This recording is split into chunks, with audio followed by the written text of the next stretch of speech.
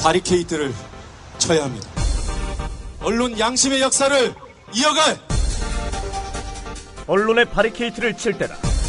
YTN 해직 기자 노정면의 뉴스바.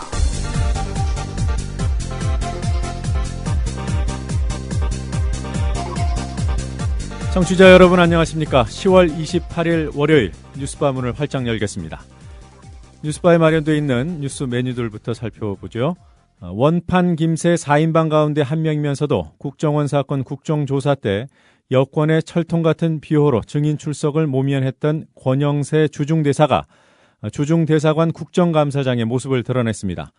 이날을 별렀던 야당 의원들과 권영세 대사 간의 공방을 전해드립니다. 국회 외통위 소속 민주당 원혜영 의원 연결할 예정입니다. 서울시 교통카드 사업을 10년 동안 독점해온 LG CNS의 특혜 의혹에도 MB의 손길이 닿아 있다는 의심이 나오고 있습니다. 사업은 적자인데 운영사인 LG는 수천억 원을 챙겨가는 이상한 구조. 이명박, 오세훈 두 전직 서울시장은 감사 한 번 하지 않았습니다. 최근에 공개된 녹취록에는 MB가 언급돼 있기도 합니다. 서울시의회 서영진 의원 스튜디오로 나오기로 했습니다. 오늘 시사에너그램 공갈에서는 극우 행보를 거듭하며 독도 문제까지 건드리고 나선 일본 아베 총리의 발언을 공갈통에 넣어보겠습니다. 잠시 후에 뵙겠습니다. 우리 아이 학교폭력 당하나? 요즘 말도 없고 무슨 고민 있나? 올 시간 지났는데 어디지? 이젠 걱정하지 마세요.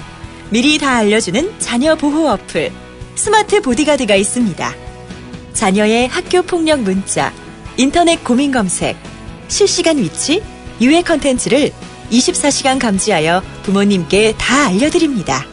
미리 알면 안심할 수 있습니다. 구글 플레이에서 우리 아이 첫 번째 지킴이 스마트 보디가드를 설치하세요. 지금 옥션과 지마켓에서 스마트 보디가드를 검색하시면 50% 할인된 요금으로 이용하실 수 있습니다.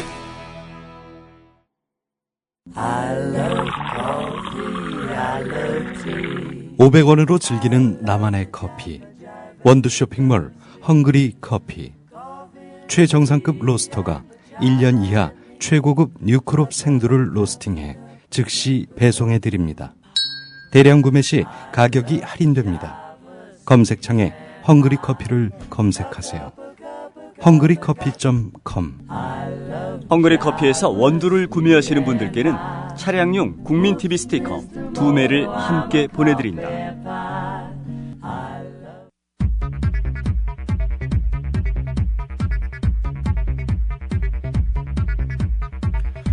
주요 뉴스들 몇 가지 간추려보겠습니다.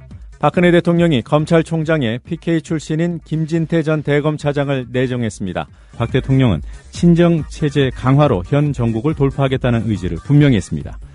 국회가 김진태 검찰총장 내정자에 대한 청문회 일정 조율에 들어갑니다. 청문회에서는 김진태 내정자 아들의 병역 면제 의혹과 또 김기춘 청와대 비서실장과의 관계가 도마에 오를 전망입니다. 국군사이버사령부가 요원들의 인터넷 활동을 계량화하고 정부 비방글 저지 등의 명목으로 평가해온 것으로 드러났습니다. 국정원, 경찰청 등과의 정보 공유 활동이 공적 조서에 포함된 사실도 밝혀졌습니다. 민주당은 조직적인 여론조작 활동의 증거로 이 같은 내용을 공개했습니다. 새누리당의 이른바 시발단 단장이었던 윤정훈 목사가 문재인, 안철수 두 분께 죄송하다며 사과했습니다. 그는 경향신문과의 인터뷰에서 이같이 말하고 새누리당으로부터 임명장을 받았지만 결국 캠프에서 배척당했다고 주장했습니다. 국정원, 사이버사령부, 새누리당 간의 삼각 연계 의혹은 부인했습니다. 박정희 전 대통령 추도식에서 나온 발언이 논란을 빚고 있습니다. 지난 26일 손병두 박정희 기념재단 이사장은 추도사에서 간첩이 날뛰는 세상보다 차라리 유신시대가 더 좋았다고 말했고, 새누리당 심학봉 의원은 아버지 대통령 각하, 아버지 등의 호칭을 사용했습니다. 서울 강남의 한 대형 교회에서는 10개 교회가 공동 주최한 박정희 추모 예배가 열리기도 했습니다. 박정희 전 대통령의 대형 영정사진을 전면 벽에 걸어놓고 진행된 이날 추모 예배는 우상 숭배, 독재 미화 논란을 일으키고 있습니다. 박근혜 대통령이 프로야구 한국시리즈 3차전에서 시구를 했습니다. 노무현, 김영삼 등 전 대통령들도 프로야구에서 시구를 한 전례가 있지만 국가기관들의 조직적인 대선 개입 의혹이 확산되고 대통령 책임론까지 부상하는 마당에 과연 적절한 행보인지 의문이 일고 있습니다. 미국의 외국 정상들에 대한 도청 파문이 확산되고 있습니다. 독일 메르켈 총리의 경우 10년 전부터 도청이 이루어졌고 도청 사실을 몰랐다던 오바마 대통령이 3년 전에 이미 보고를 받고도 방치해왔다는 보도까지 나오고 있습니다. 우리나라 역대 대통령도 미국으로부터 도청을 당했다는 주장이 나왔습니다. 전직 CIA 요원인 스노든의 문건을 처음 보도했던 글렌 그린왈드 전 가디언 기자가 미국이 한국에 대해서도 도청을 해왔고 그 기록을 정리해서 공개하겠다고 밝혔다고 뉴스타파가 보도했습니다. 잠시 찾아왔던 초겨울 추위가 물러가고 이번 주에는 가을 날씨를 회복할 것이라는 예보입니다. 간추린 뉴스였습니다.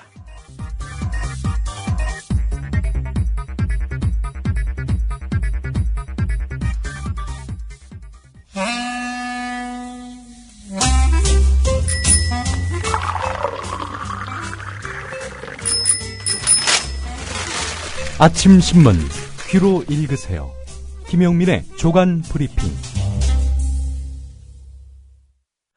네, 오늘 아침 신문들은 어떤 뉴스에 주목하고 있는지 김용민 PD와 함께 살펴보도록 하겠습니다. 안녕하세요. 네, 안녕하십니까. 주말 잘 보내셨습니까? 예, 좀 잘 쉬었습니다. 예. 자, 오늘 SNS 선거 운동 박근혜 캠프에서요.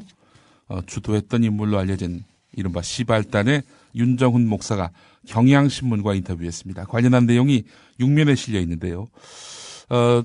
문재인 안철수 후보에게 죄송하다. 이런 말이 눈길을 끌긴 하는데요. 자, 경향신문 기자가 물었습니다. 지난 대선 당시 시발단을 주도하면서 올린 글들이 다시 부각되고 있다. 이런 부분에 대해서 이런 결과를 원한 것은 아니었다. 나로 인해 마음에 상처받은 사람들이나 불편했던 분들께 사과를 해야 할 거라고 생각한다. 이러면서 이제 문재인 안철수 후보에게 죄송하다. 이런 말을 했는데 지난 대선이 너무 과열돼 박빙승부여서 그런 일들이 나온 것 같다. 또 이렇게 이야기하면 또 삼자적 입장에서 또 얘기하는 것 같고요. 이런 말도 했네요.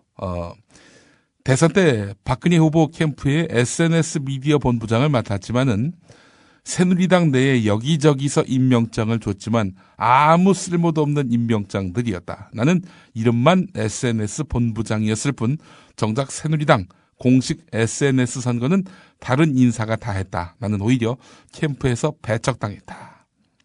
그러면서 임명장이 그렇게 쉽게 나오는 줄 몰랐다. 이런 말을 했다고 합니다. 예. 돌아보니까 그랬다는 건가요? 들통이 나서 배척을 당했겠죠. 그렇죠. 새누리당에서 가장 큰 죄는 나쁜 짓을 한 게 아니라 나쁜 짓 하다 걸린 겁니다. 제가 볼 땐 그렇습니다. 새누리당에서 재정 등을 지원받은 의혹이 있는데 이에 대해서는 위법하게 새누리당으로부터 지원받은 것은 하나도 없다.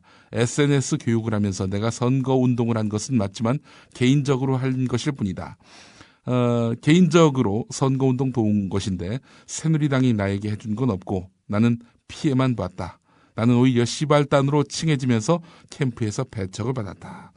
이런 말을 했다고 합니다. 자, 그런데 이 시발단의 활동을 고발했던 낙검수 들어보시면 아시겠습니다만은 윤정훈 목사는 당시 그런 말을 했습니다. 자신이 인수위에 들어갈 것 같다. 이렇게 말이죠.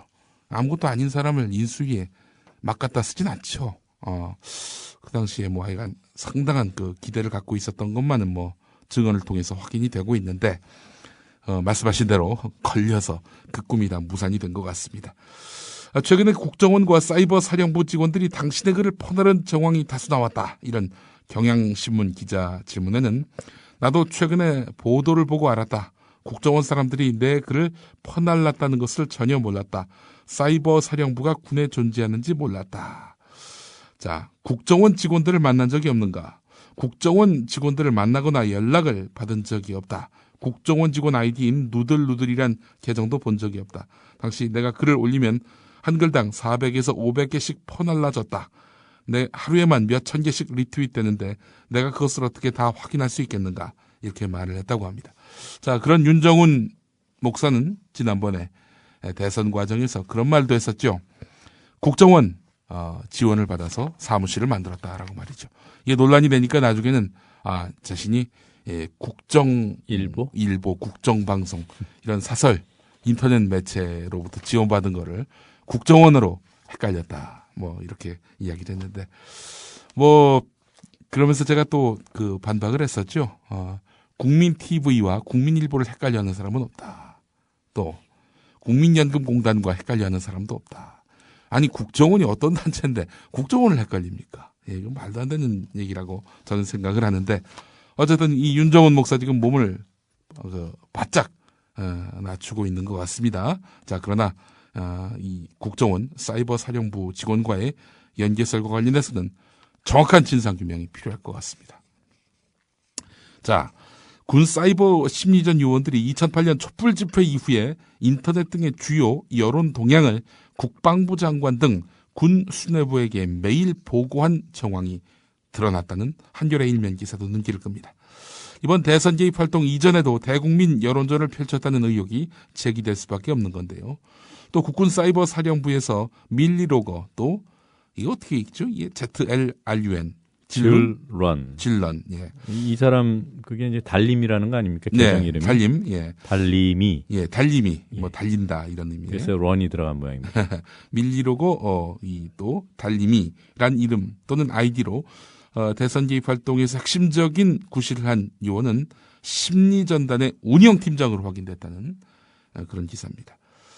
자, 이와 관련해서 익명을 요구한 군의 한 관계자는 2000년 초에 국방부 작전본부 산하에 인터넷 심리전 담당 부서가 생겼는데 대국민 여론전을 작전이란 이름으로 본격화한 것은 2008년 촛불 집회 직후부터다.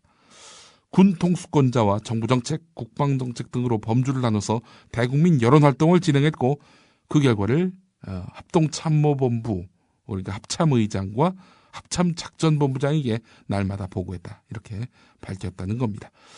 자, 그렇다면은 결국 군이 하나는 나라 지키는 일은 안 하고 말이죠. 이 인터넷상에 사이버 민간인 사찰을 했다는 얘기 아닌가요? 이렇게 볼 수밖에 없는 건데요. 한겨레 취재 결과 군 사이버 사령부 현역 요원 8명은 사령부가 생기기 전에도 인터넷상의 활동을 통해서 국내 선거 또 정치에 개입한 것으로 확인이 됐는데요. 이들 가운데 5명은 앞서 대선 개입 활동이 확인된 군이 수사 중인 요원들이고 3명은 이번에 추가로 드러난 요원들이라고 합니다. 이로써 대선 정치 개입 활동을 한 것으로 의심받는 군 사이버사 요원은 모두 18명으로 늘었습니다. 이 공적 조서, 그러니까 요원들의 활동을 평가한 조서잖아요. 예. 여기 들어있는 내용이 그 운영팀장 달림이 밀리로고 예. 질런이라는 그 계정 아이디를 쓰는 이 사람이 운영팀장이라는 거 아닙니까? 그렇습니다. 이 사람에 대한 평가 조서에 이렇게 적혀 있습니다. 예. 사이버사 530단 운영팀장으로 사이버 심리전 홍보활동 시행. 예. 그러면서 여기 안에 이제 그 2010년도 목표를 초과 달성했다라는 그런 공적이 나오는데 예. 계획이 2천만 회입니다. 호호. 그리고 성과가 2,300만 회라는 거죠. 2천만 건을 계획을 세웠는데 2,300만 회에 달하는 초과 달성. 그래서 이제 표창을 받았다는 거 아니겠어요? 2,000회가 아니라 2천만 회. 2천만 회. 또 2,300회가 아니라 2,300만 회. 장하네요. 이렇게 열심히 일을 했어요. 보니까. 이걸 개인적으로 했다니 참.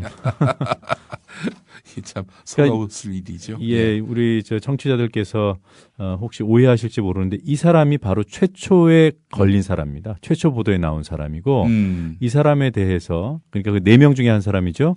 이 사람에 대해서 국방부가 중간 조사 결과를 발표했는데 예. 개인적인 활동이라고 얘기한 거죠. 예. 자, 지금 뭐 어마어마하게 밝혀져야 할 진상규명돼야 할 사안들이 많습니다. 자, 그럼에도 불구하고 오늘 조선일보 33면에 실린 오피니언만 한번 보겠습니다. 제목이 이제 그만들 하십시오. 서울법대 정종섭 교수 칼럼인데요. 일부분만 소개하겠습니다. 북한의 대남 전략과 핵무장을 시도하는 호전적 태도, 그리고 오늘날 정보사회에서 피아 구별도 어려운 사이버 전쟁을 직시하면 국민의 안전과 대한민국의 안보상 국가정보기구가 그 어느 때보다 중요하지 않습니까? 그래서 지난 정부에서 사이버 정보 역량을 강화하는 틀도 만들지 않았습니까? 이게 무슨 얘기인가요?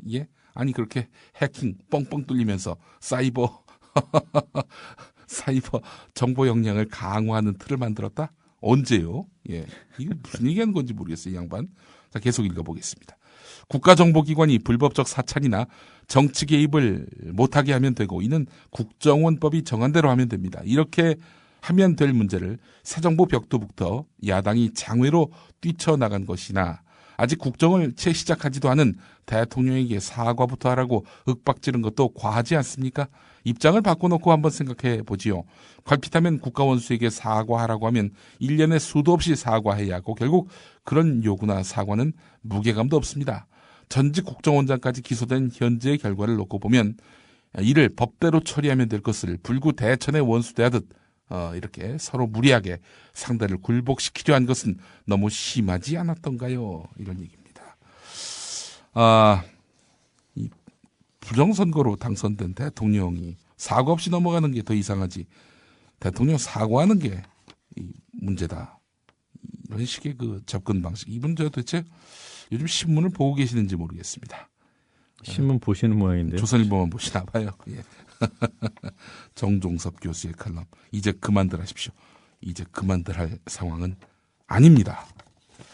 자, 이 정말 뭐 여러 가지로 짚어내야 할 것들이 많은데도 불구하고 결국 수사의 최고 책임자가 어떤 의지를 갖느냐에 따라서 이게 좌로 갔다 우로 갔다 이런 형국 아닙니까? 자, 이런 와중에 새 검찰청장 후보자가 지명됐습니다. 바로 김진태 전 대검차장입니다. 많은 분들이 그 검사 출신의 김진태 새누리당 의원, 그분하고 이제 헷갈려 하시는데, 이 김진태란 이름이 뭐 대한민국에 뭐 그 양반뿐입니까? 이 탤런트 김진태 씨도 있고, 예. 자, 김진태 전 대검차장이 이번에 새 검찰총장 후보에 지명이 됐습니다. 자, 그런데 문제가 있습니다. 국민일보 같은 보수신문도 문제 삼고 있는 부분이 이겁니다. 현 정부 PK 서울대 법대 출신의 이런 인사편중 심각하다는 겁니다. 대표적으로 지금 현 정부의 뭐 부통령으로 불리기까지 하는 김기춘 청와대 비서실장, 이분 같은 경우 경남 거제 출신인데다 경남고와 서울법대를 졸업했지요. PK 서울법대 출신입니다.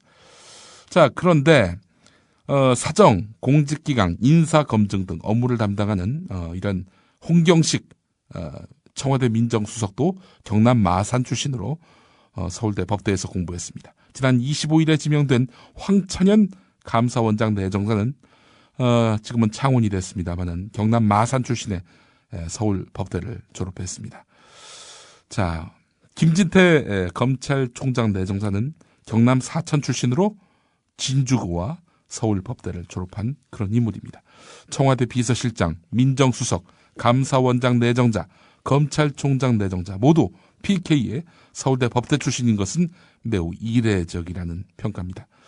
정보사정기관 최고 책임자 중 PK 출신이 아닌 인물은 서울 출신의 남재준 국정원장, 서울 출신의 이성환 경찰청장 정도인데, 자, 결국 이분들 역시 충성심으로 결국 뽑힌 거라는 평가를 받고 있지 않습니까?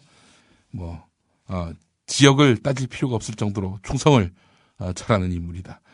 이렇게 또 위에서는 봐서 이렇게 선임한 것은 아닌지 하는 그런 생각도 드는데, 사실 그 청와대와 검찰 같은 핵심 사정 라인을 부산 경남과 서울 법대 출신들이 장악했다는 그런 우려. 사실 사정 라인은 상호 견제가 매우 중요하지 않습니까? 근데 특정 지역, 특정 대학 출신이 독식한다면은 다양한 판단이 배제될 수밖에 없다. 또 김기춘 비서실장이 과거에 했던 말, 우리가 남이가, 이게 실현되는 상황이 올 수도 있다는 겁니다. 자, 이런 여러 가지 문제점에도 불구하고 오늘 동아일보는 일면에서 이런 제목을 달았습니다. 김진태 총장 후보 지명과 관련해서 검찰 정상화 구원투수로 경륜, 강골택했다. 이렇게 말이죠. 물론 PK 편중 인사에 대한 지적은 뒤에 가서 조금 나오긴 하는데, 제목은 검찰 정상화 구원투수로 경륜, 강골택했다. 이겁니다. 그 경륜이 있는 분이고 또 강골한 분이기 때문에 앞으로 검찰 정상화에 상당한 그런 역할을 할 것이다. 이렇게 또 동아일보는 평가하고 있는 것 같은데 말이죠. 다른 신문에 비해서 두드러지게 이 김진태 검찰총장 후보 지명에 대해서 찬사적 입장을 취하고 있는 동아일보입니다. 네, 뭐 짜민 아시는 분들은 YTN의 네. 이 검찰총장 내정 평가 보도를 한번 찾아보시기 바랍니다. 어떻습니까? 동아일보를 넘어섭니다. 동아일보를 넘었습니까? 아하, 알겠습니다. 경향신문 3면을 보겠습니다. 자, 이제 관심은 말이죠. 이 국정원 선거 개입과 관련한 수사는 앞으로 어떻게 될 것인가 하는 부분 아니겠습니까? 검찰 내 대표적인 특수통인 윤석열 여주직 청장을 대신해서 공안통인 이정회 수원지검 형사 1부장이 국정원 사건의 수사팀장을 맡게 됐습니다. 이에 대해서 이제 민주당 전병훈 원내대표가 한 말이 있습니다. 수사팀장을 임명한 게 아니라 수사방해팀장을 임명한 것이다. 이렇게 말이죠. 수사 포기 의지를 분명히 보여준 것이다. 그런 이야기인데요.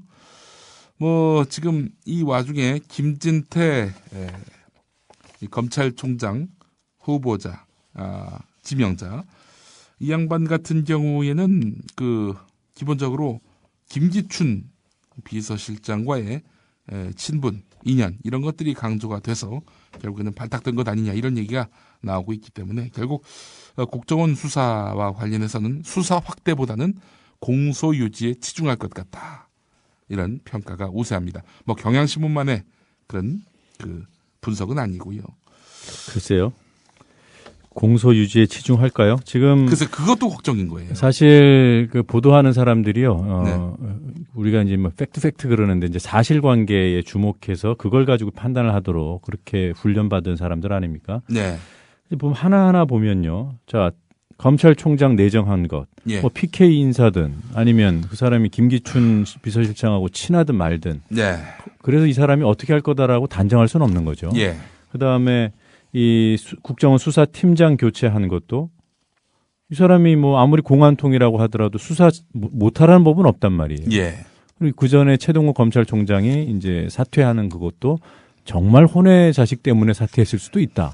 껌껌이 보면 다 그런데 이걸 다 모아 보면은 예. 정말 바보가 아닌 이상은 예. 이 흐름을 부인하기가 어렵습니다. 퍼즐을 맞출 수 있는 거죠.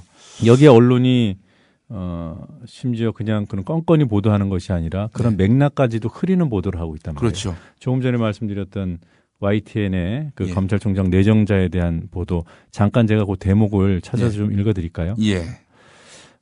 중수부 존폐를 포함해 검찰 개혁을 주문하는 여론 등이 높았을 때 검찰 본연의 임무에 충실하도록 조직을 재정비했다. 이 김진태 내정자에 대한 평가입니다. 검찰 내 대표적인 원칙론자로 알려져 있다. 그리고 여기 백미가 여기 있습니다. 예. 정통 특수통인 김 내정자는 일선 검사 시절부터 수사 업무에서도 탁월하다는 평을 들었다. 아이고 이거 뭐 아주 그냥 찬사일면도인데요. 뭐 다른 얘기는 없습니다. 근데 방송보도 이렇게 해도 되는 겁니까? 그러니까 시청률이 떨어지겠죠.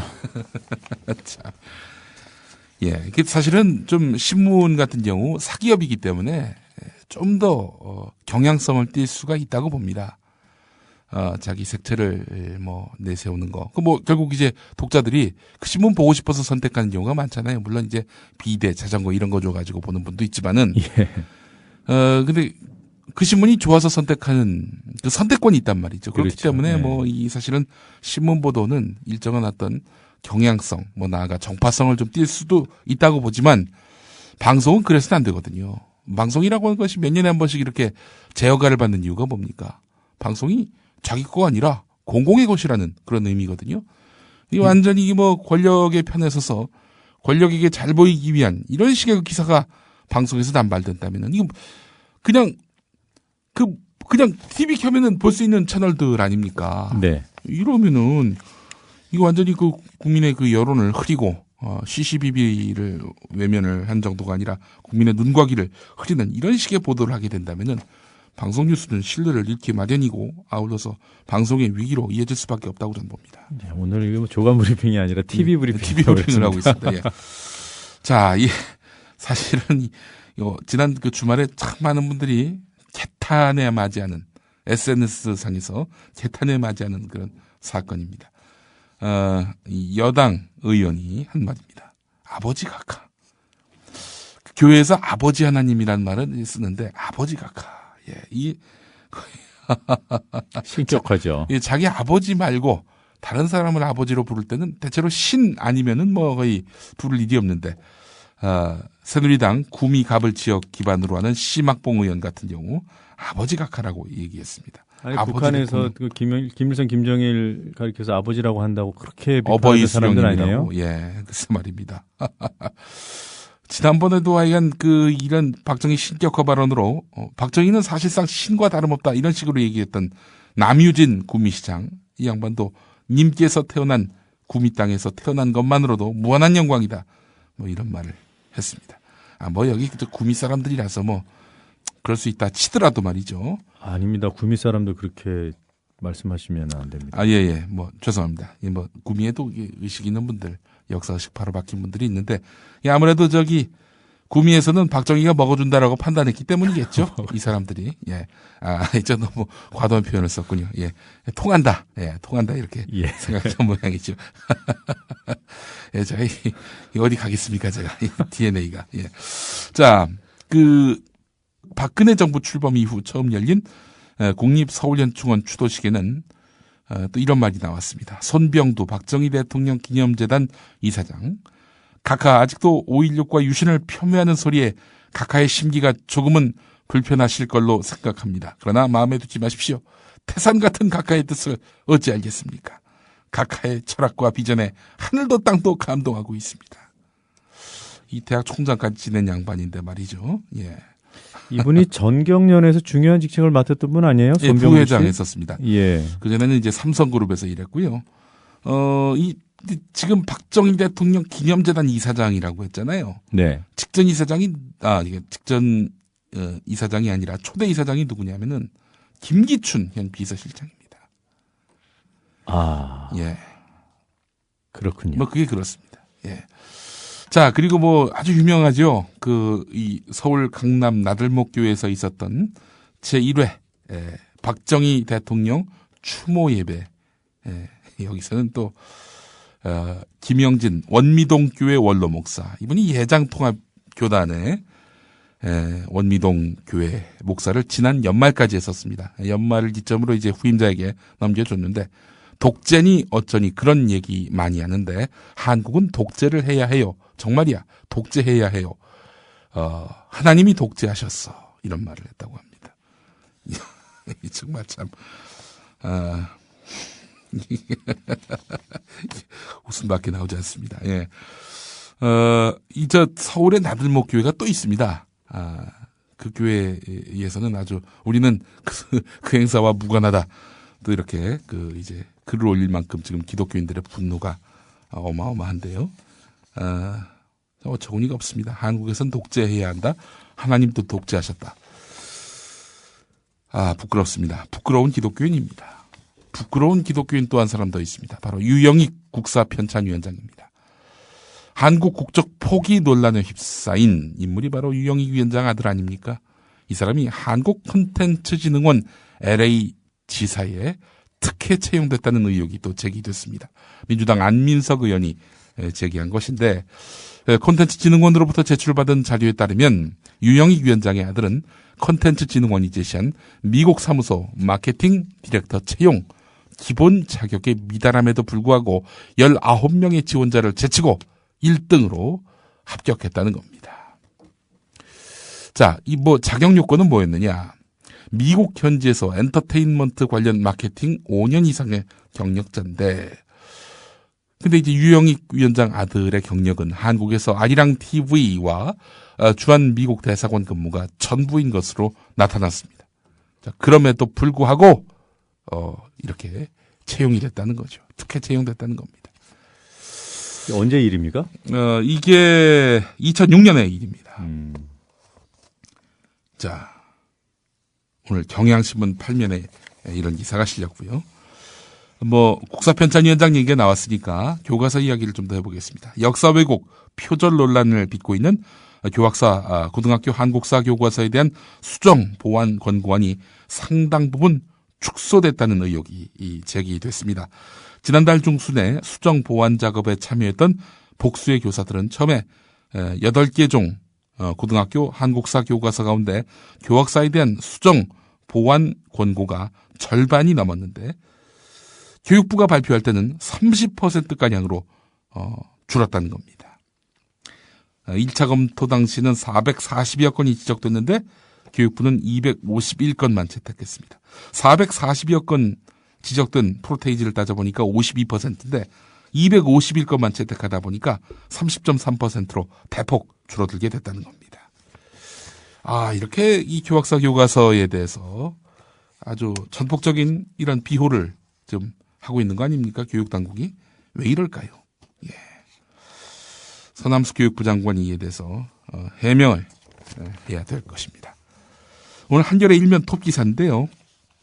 이명박 정부 때 경제성 등을 따져보지 않은 채 나라 돈을 투입한 사회간접 자본 등 대규모 토건 사업이 모두 49조 원에 이르는 것으로 나타났다는 기사입니다. 게다가 4대강 등 이 어마어마한 그런 예산이 투여된 사업에는 예비 타당성 조사도 면제가 됐다고 하는군요. 이미 이렇게 봐주기 또 밀어주기 이 사업이었다는 겁니다. 4대강 사업이요. 한겨레 신면에는 제2의 윤창중 사태가 벌어지면 어떻게 하겠는가냐라는 주영국 한국대사관 내 황당한 인턴 면접 관련한 기사도 실려 있습니다. 한겨레뿐만 아니라 도화신문에 실려 있는데 말이죠. 제2의 윤창중 사태가 벌어지면 어떻게 하겠느냐. 이런 질문의 정답은 무엇일까요? 정말 황당합니다. 가만히 있겠습니다. 뭐 그냥 당해도 뭐 어떡하겠습니까? 인턴인데 참아야지요. 이게 정답일까요? 오늘 여기까지 해야 될 것 같습니다. 잘 들었습니다. 수고하셨습니다. 네.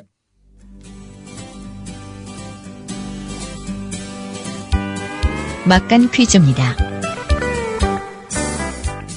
오늘도 제가 볼 때는 뭐 바쁜 일정 속에서 야구장에 지금 와서 시구를 하는 거죠. 야구계로서는 상당히 반갑고 고맙죠. 팬들도 지금 깜짝 놀랍니다. 관중들도 그렇고 정말 이 약간 신선한 충격이네요. 그렇습니다. 어제 박근혜 대통령이 프로야구 한국 시리즈 경기에 앞서 시구를 했습니다.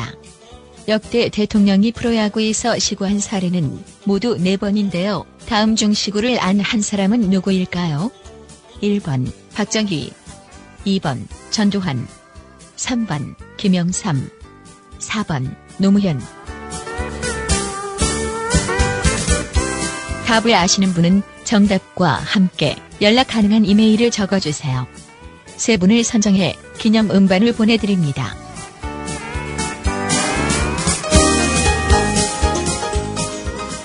그 돌발 영상을 보실 때마다 그 뒤에 숨은 제작자가 궁금하지는 않으셨습니까? 돌발 영상 노종면 PD. 자, 국보 1호 숭례문의 붕괴 가능성이 시간이 갈수록 더 커지고 있습니다. 현장 상황을 좀 정리를 해주셔야겠어요. 네, 그렇습니다. 안녕하십니까. 뉴스타파 앵커 노종면입니다. 3년 5개월 만에 스튜디오 아닌 스튜디오에 앉아 카메라를 바라봅니다.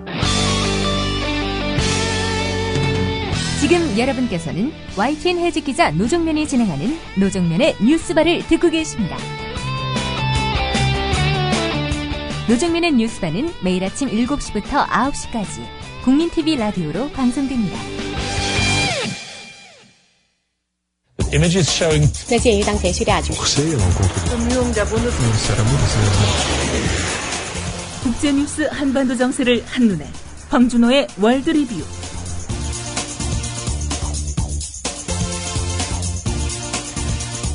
네, 지구촌과 한반도 정세 둘러보는 시간입니다. 밤새 어떤 뉴스들 들어와 있는지 국제뉴스 전문 캐스터 황준호 기자와 함께 알아보도록 하겠습니다. 황준호 기자님 안녕하세요. 예, 안녕하십니까. 자, 이 미국 첩보기관의 도청 파문이 계속 커지고 있네요. 새로운 뉴스가 또 들어온 게 있습니까? 예, 하루에 2-3건씩 큰 기사가 나오고 있는데요. 최신 소식 중에서 중요한 걸 하나만 꼽으면 미국 국가안보국이 독일 메르켈 총리의 전화를 도청한다는 사실을 오바마 대통령이 3년 전에 이미 보고받았고 그러면서도 계속 도청을 할 수 있도록 했다는 사실입니다. 또 오바마가 메르켈 총리에 대한 자세한 보고를 원해서 메르켈이 자기 당 사람들하고 통화를 했던 휴대전화는 물론이고 암호화된 관용 전화기까지 미국이 도청했다고 합니다. 감시 범위를 넓힌 건데요. 통화뿐만 아니라 문자 메시지 같은 것까지 다 들여다봤습니다. 이런 내용은 독일의 이로판 신문 빌트 암 존탁이 어제 NSA 고위 관계자의 말을 인용해서 보도한 내용입니다. 네, 그러면 스노든 문건과는 무관한 보도였나요? 예, 도청 파문은 기본적으로 전직 CIA 요원 스노든이 폭로한 문건에서 나오는데요. 이 빌트암 존탁처럼 후속 취재를 통해서 추가적인 사실이 폭로되고 있습니다. 지난주에 오바마가 메르켈 총리하고 통화할 때는 자기는 도청할 사실을 몰랐다라고 했었는데 그게 거짓말이었다는 게 확인이 됐습니다. 또 시사주간지 슈피겔이 스노든의 파일을 분석해서 토요일자로 보도한 기사를 보면 미국이 메르켈을 10년 이상 도청했다는 사실도 드러났습니다. 국가안보국의 특별정보 수집활동 목록에 메르켈의 휴대전화 번호가 2002년부터 지난 6월 오바마 대통령이 베를린을 방문하기 직전까지 그 목록에 있었다는 건데요. 메르켈은 2005년에 총리가 됐고 2002년 당시에는 야당 기민당의 대표였습니다. 네. 각 나라마다 어떤 대응들이 나오고 있습니까? 정상의 전화기가 도청됐다고 보도된 나라 서너 곳이 미국의 해명을 듣겠다고 사람들을 보내고 있고요. 또 한편으로는 브라질과 독일이 미국의 스파이 활동을 막을 유엔 총회 결의안을 추진하고 있다는 게 가장 중요한 움직임입니다. 두 나라 브라질과 독일 대표단이 이미 결의안 초안 작성에 들어갔다는 보도도 있습니다. 또 미국의 시민들의 시위도 토요일에 워싱턴에서 있었는데요. 1000여 명 정도의 시위대가 이번 사태를 수정헌법 위반 그리고 민주주의의 역행 문제 이런 걸로 규정하면서 정보 수집 활동을 제한해야 된다고 촉구했습니다. 우리나라와 관련된 얘기도 있습니까? 스노든 파일을 처음으로 보도했던 글렌 그린월드 전 가디언 기자가 국가안보국이 한국에 대해서 도청을 해왔고 그 기록을 정리해서 공개하겠다라고 밝혔다고 뉴스타파가 지난 금요일에 전했습니다. 또 그에 앞서서 가디언은 NSA가 최소 35개 나라 정상급 인사들의 통화를 도청했다는 사실도 지난 목요일에 보도돼서 한국도 들어가 있는 게 아니냐 이런 얘기가 나왔습니다. 그러면서 우리 정부도 사실관계 확인을 미국에 요청했다고 정부의 고위 당국자가 어제 밝혔는데요. 지난번에 워싱턴 주재 한국 대사관이 도청당했다고 했을 때도 미국이 좀 어정쩡하게 해명하고 그냥 넘어가는 분위기였는데 이번에는 확실한 답변을 들을 수 있을지 지켜봐야 될 것 같습니다. 35개국 도청은 주로 2006년경에 했었는데 그때 당시에는 노무현 정부가 미국하고 FTA나 북핵 이런 거와 관련된 논의를 많이 했던 아주 중요한 시기였습니다. 네. 미국의 대응은 어떻습니까? 크게 보면 두 갈래로 하고 있습니다. 첫 번째는 오바마 대통령이 도청 프로그램에 대한 전면 재검토를 지시하면서 사태 진화에 나서는 겁니다. 미국은 특히 35개 나라 정상들을 도청했다는 폭로와 관련해서 동맹국들을 중심으로 해서 지금 해명을 열심히 하고 있습니다. 그리고 두 번째 대응 방식은 모든 나라 정보기관이 다 하는 일이다 이런 식으로 물타기를 하는 건데요. CNN은 오바마 정부가 다른 나라에 대해서도 너희도 똑같이 정보 수집을 하지만 미국이 먼저 바꾸겠다 그런 관행을 바꾸겠다 이런 식의 대응을 한다고 분석했습니다. 특히 CNN은 미국도 다른 나라의 스파이 행위 때문에 미국도 피해를 보고 있다는 전직 정보기관 고위 관계자의 발언을 보도했는데요. 미국 정부 말고 미국의 정치권에서도 이런 비슷한 적반하장식의 말들이 쏟아지고 있습니다. 자, 다른 얘기 해보겠습니다. 일본의 아베 총리요. 공영방송인 NHK를 장악하려는 시도를 하고 있습니까? NHK의 최고 의사결정기관에 친아베 인맥들을 많이 기용될 것으로 보여서 방송의 공정성에 영향을 미칠 가능성이 있다고 일본의 언론들이 보도했습니다. 일본 정부가 지난 금요일에 정원이 12명인 NHK 경영위원회 여기에 신입 위원 5명에 대한 국회 인사동의안을 제출했는데요. 그중에서 4명이 친아베 인사였습니다.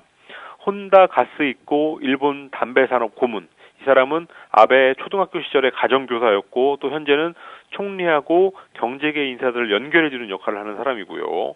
또 일본의 난징 대학살이 날조라고 주장하는 소설가 하쿠다 나오키 또 아베의 지인이자 헌법 개정을 주장해왔던 철학자 하세가와 미치코 이런 사람들입니다. 네. 자, KBS 이사회와 같은 기구죠? 그렇습니다. 회장 임명권을 가지는데요. 내년 1월에 새로운 NHK의 회장을 뽑아야 되는데 이 신임 경영위원들의 입장이 아주 중요해졌습니다. 아베하고 NHK는 악연이 조금 있는데요. 아베가 관방 부장관이었던 2005년 1월에 NHK의 일본군 위안부 특집 프로그램 내용을 문제 삼아서 아베가 방송사 간부들한테 시정을 요구하는 압력을 가했었다고 아사히 신문이 당시에 보도해서 아베가 정치적 타격을 입었던 적이 있었습니다.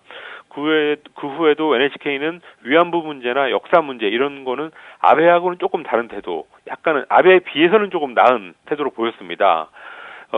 NHK의 경영위원회에 친정부 인사가 기용되는 사례가 그동안 없지는 않았지만 아베하고 과거에 이렇게 앙금이 있었기 때문에 이번 인사가 예사롭지 않다는 시선이 많습니다. 예. 우리 정부가 일본의 집단적 자위권 행사에 대해서 우리 입장을 밝혔어요.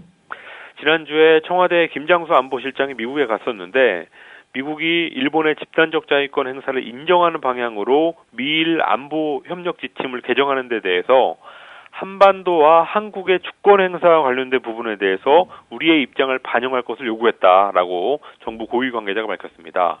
집단적 자위권은 미국이 공격받으면 일본도 거기에 같이 대응한다는 건데요. 그런데 주한미군이 공격을 받으면 일본이 한반도에 군사를 보낼 수 있다, 군대를 보낼 수 있다, 이런 식의 논리로 나갈 수 있으니까 거기에 대한 한국의 우려를 미일 방위협력 지침에 반영해달라라는 요구를 한 겁니다. 네. 집단적 자위권 행사 그 자체를 반대한 건 아니네요. 그렇습니다. 정부 고위 관계자는 일본 국민들이 선택할 문제라는 말로 적극적으로 반대할 뜻은 없음을 분명히 했습니다. 그러니까 어떻게 보면 제한적으로 인정했다고도 볼 수 있어서 논란이 있을 수 있고요. 청와대 관계자가 어제 그냥 일반적인 입장을 언급한 거다라고 한 걸 보니까 청와대도 그런 논란을 인식하고 있는 것 같습니다. 네. 자, 이거 끝으로 하나만 더 여쭤보도록 하겠습니다. 사우디아라비아에서요, 여성들이 운전 시위를 했다던데 어떤 내용입니까? 여성들의 자동차 운전이 금지된 사우디아라비아에서 지난 토요일에 여성 60여 명이 직접 운전을 하면서 운전을 허용해달라 이런 것을 요구하는 시위를 했습니다. 사우디는 이슬람권 중에서도 가장 보수적으로 이슬람 율법을 해석하는 국가인데요. 그런 영향으로 세계에서 유일하게 여성들의 운전을 금지하고 있습니다. 그 외에도 여성을 억압하는 제도와 문화가 굉장히 많은데요. 이번 시위를 주도한 킹 사우드대 교수한테 전국의 여성들이 운전했다는 걸 인증하는 동영상 13편, 그리고 문자 메시지 약 50개를 보내왔다고 합니다. 이런 운전 시위는 20년 전부터 가끔씩 했던 일인데요. 그동안 많은 사람들이 여권을 압수당하거나 해고당하는 그런 불이익을 당했는데 이번에는 수도 리야드에서 5명이 운전을 하다가 적발됐고 또 제다라는 곳에서는 2명이 경찰에 구금됐다는 보도가 있습니다. 예, 잘 들었습니다. 오늘도 다양한 소식 고맙습니다. 감사합니다. 며칠 전 박정희 전 대통령 추도 예배. 그런데 박정희 대통령님께서 새마을 운동을 일으키면서 잘 살아보세, 잘 살아보세. 이 운동이 일어남으로 말미암아 보릿고개가 넘어가고 이렇게 대한민국의 아름다운 나라, 축복의 나라가 된 거예요. 얼마나 지금 좋은 세상인데 이것이 어디서 왔느냐? 고 박정희 대통령의 은혜로 되어지는 것을 우리가 생각을 하면서 설교를 맡은 부천 원미동교회 김영진 원로 목사. 이거 우리가 아셔야 돼요. 같은 나라에는 그런 얘기를 합니다. 독재니 어쩌니 그런 얘기를 많이 하는데 한국은 독재를 해야 돼. 정말의 독재니. 하나님의 독재하셨어. 하나님. 무조건 하나님께 순종을 하고 계셨어요. 이 사람이 박정희를 좋아하는 이유는 아마도 록펠러를 좋아하는 이유와 일맥상통할 듯. 장나는 고 박정희 대통령님 보고서 정말 이분 나는 솔직한 심정이 정말 좋아했습니다. 얼마나 멋있어요? 막 밀고 나가는 거, 제 성격에 밀고 나가는 거거든요. 작년 대선 직전 설교.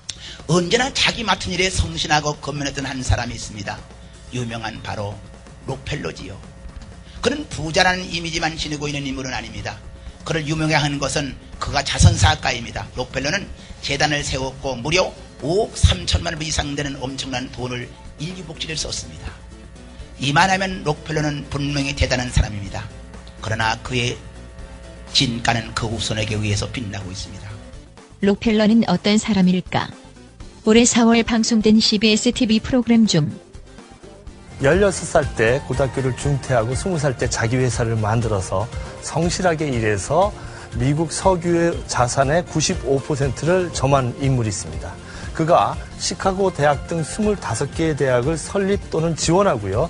그 일가가 4천여 개의 교회를 지었다고 합니다. 석유왕 록펠러 이야기입니다. 그 록펠러 가족은 평생 그 어머니의 유언을 따라 11조를 바쳤다고 합니다. 그래서 부자가 되었다고 하는 얘기들이 있지요. 그런데 미국의 전 대통령 루즈벨트는 이런 얘기를 했습니다. 록펠러가 행한 선행은 그가 행한 극한 악행을 갚을 수 없다. 이런 무서운 얘기를 했어요. 그 록펠러는 엄청난 그 액수를 교회에 계속 기부를 합니다. 그런데 그 사실은 그 당시 미국 그 제도에 의해서 교회를 통해서 기부한 것은 전액 돌려받는 교회를 통해서 기부했다는 것은 사실은 일종의 사업이었던 거죠. 좀 충격적인 얘기를 좀 들었습니다. 록펠러가 사업을 키워가면서 사실은 기도와 그 11조 그리고 찬양 흔히 말하는 그 신앙으로 키워갔다기보다도 오히려 처절한 그 노조 탄압이라든지 탈세라든지 협박, 방화. 그래서 루즈벨트 대통령이 지적한 그 지적은 사실이었습니다. 그 어린이하고 여성을 포함해서 50명이 넘는 그 노동자들을 그냥 그 권총으로 다 학살하고 더구나 그 학살한 탄압했던 사람들이 경찰이나 군인이 아니었고 사설 경호원을 동원해서 사살을 했다라는 거죠. 이런 식으로 우리나라에 알려져 있는 록펠러의 실제 모습은 전혀 다른 모습입니다.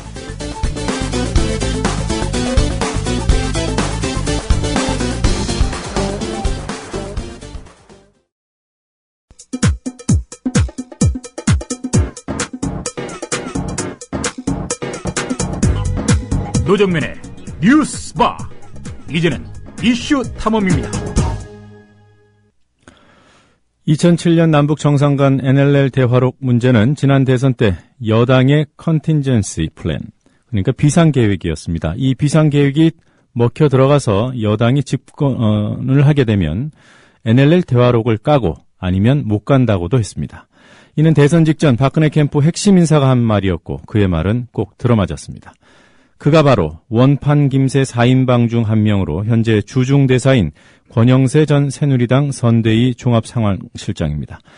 주중대사관 국정감사에 다녀온 국회 외통위 소속 민주당 원혜영 의원 전화 연결돼 있습니다. 안녕하세요. 안녕하세요. 원혜영입니다. 네, 어제 귀국하셨죠? 네, 그렇습니다. 네, 이른 아침에 인터뷰 응해 주셔서 고맙습니다.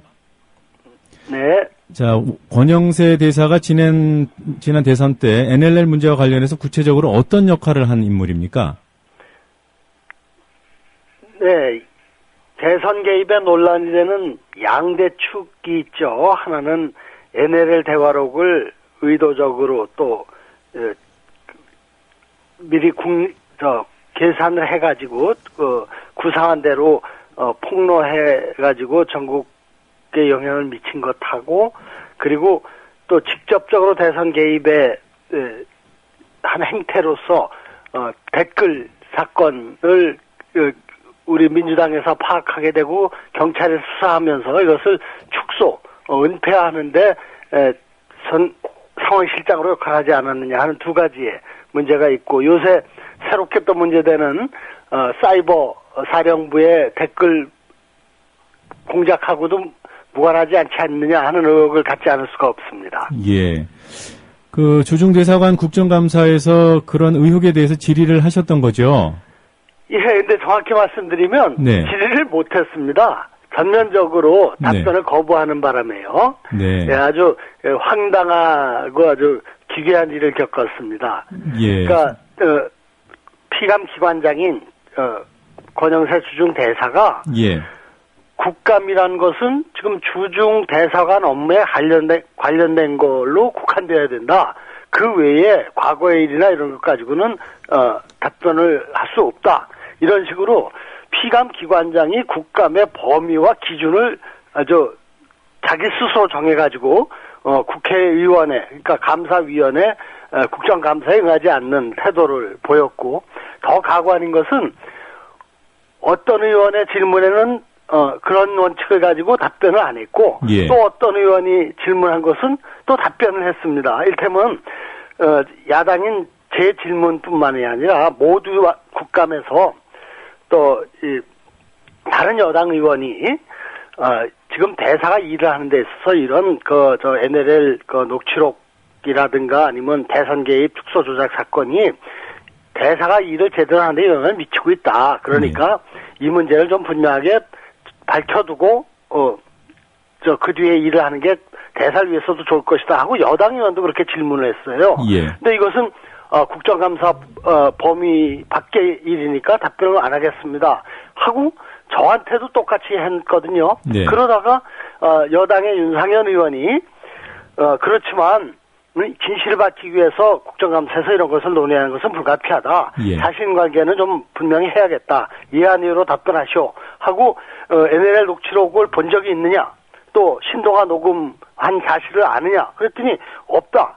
신동아 녹음에 대해서는 전혀 몰랐다 하고 답변을 했어요. 예. 그러니까 감사를 받는 권영세 주중 대사가 본인에게 유리한 것은 답변하고 예. 불리한 것은 답변하지 않는 그야말로 국정감사의 기본 원칙을 아주 무시하는 아주 잘못된 태도로 임했기 때문에 구체적인 내용을 제가 묻고 답변을 듣고 따질 수 있는 기회는 없었습니다. 예, 그야말로 선택적으로 답변을 했던 모양이군요.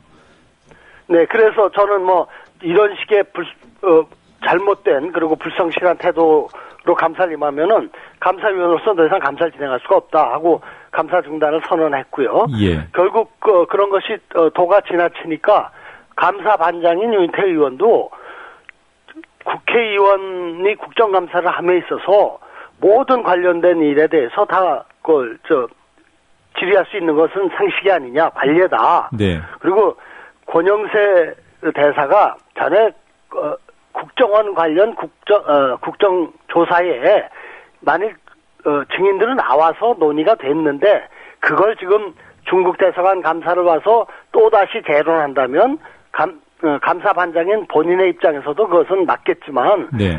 지금 권영세 대사가 지난번 국정원 국정조사에 참여한 바가 없기 때문에 증인으로 나온 바가 없기 때문에 지금 그 문제가 국가적으로 중요한 이슈가 되고 있고 그러니까 감사위원들이 감사 현장에서 그걸 묻는 것은 즉시 당연한 일이다. 예. 답변을 해라. 그랬는데도 불구하고 계속 답변을 거부했습니다. 어쨌든 간에 그 기관장의 개인 비리 의혹은 직무를 맡기 이전이든 현재든 질의할 수 있는 거 아닙니까?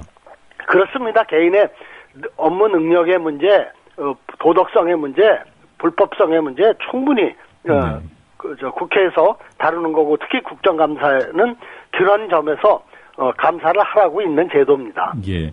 원 의원님께서는 어떤 부분들을 질의를 하고 싶었던 거예요?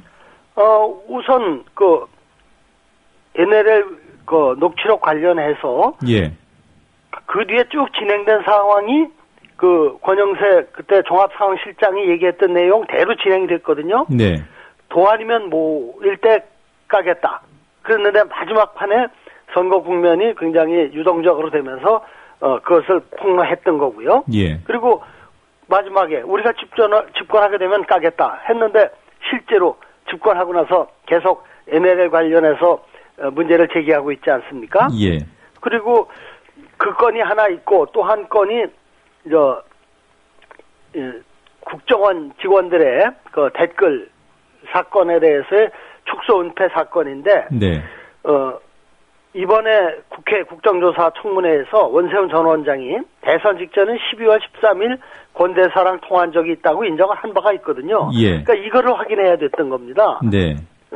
어떤 내용으로 통화를 했는지 그리고 대화론 공개 문제를 상의했다고 원세훈 전 원장이 얘기를 했어요. 예. 그럼 그때 구체적으로 권영세 종합상황실장이 뭐라고 조언을 해줬는지 공개하라고 했는지 하지 말라고 했는지 이런 것들을 물어봐야 되겠고 특히 또 상황실장으로서 국정원장하고 이 문제를 통화했기 때문에 네. 그 통화 사실을 당시 박근혜 후보에게 보고했는지 또는 상의를 했는지 이런 것들을 확인해야 됩니다. 예. 그리고 또 중요한 게 그 당시 국정원의 실무 책임자인 박원동 국장하고도 12월 11일부터 대선을 바로 사흘 앞둔 16일 사이에 통화 내용을 경찰이 중간 수사 결과로 그러니까 경찰이 중간 수사 결과 발표를 앞둔 16일까지 통화 내용을 검찰이 이제 분석을 했는데 예.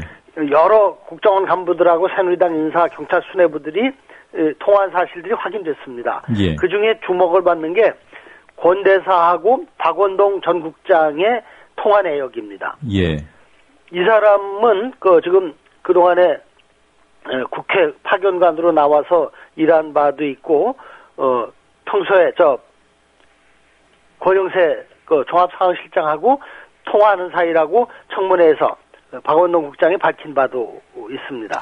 그래서 댓글 사건 처리와 관련해서 상의했다는 일반적인 상식적인 의혹이 제기될 수밖에 없는 거죠. 네. 국정원 여직원의 댓글 개입, 대선 개입 댓글 의혹이 불켜지고 경찰 수사가 임박한 그런 민감한 시기에 국정원의 핵심 인사가 종합상황실장에게 수시로 연락해서 통화한 것은 경찰의 축소수사 발표 시기와 수준을 조율하려고 했던 것 아니냐는 의혹을 사기에 충분합니다. 예.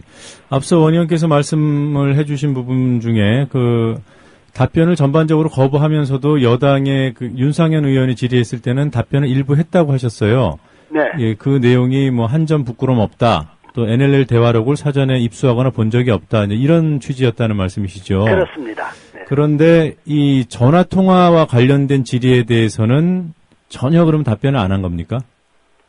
NLL 대화록에 관해서도 답변을 안 했고요. 네. 예, 댓글 사건 축소 조작 관련해서 원세훈 원장하고 통화한 사실 자체만 확인하려고 물어본 것에 대해서도 답변이 없었습니다.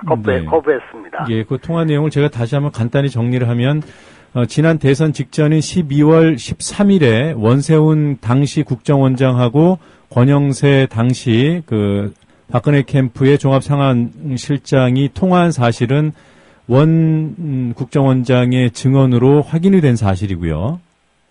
여기까지 맞습니까? 그렇습니다. 예, 그래서 예. 우선 그 통화한 사실 자체 이미 네. 확인이 된 거고 국정조사 청문회에서 원세훈 전 원장이 인정한 내용인데 예. 그거를 확인하는 것조차 답변을 거부했던 겁니다. 네. 그리고 국정원의 국장인 박원동 국장하고 11월 11일부터 16일 사이에 집중적으로 통화한 내역은 검찰 통화 내역 조회를 통해서 역시 확인된 거죠.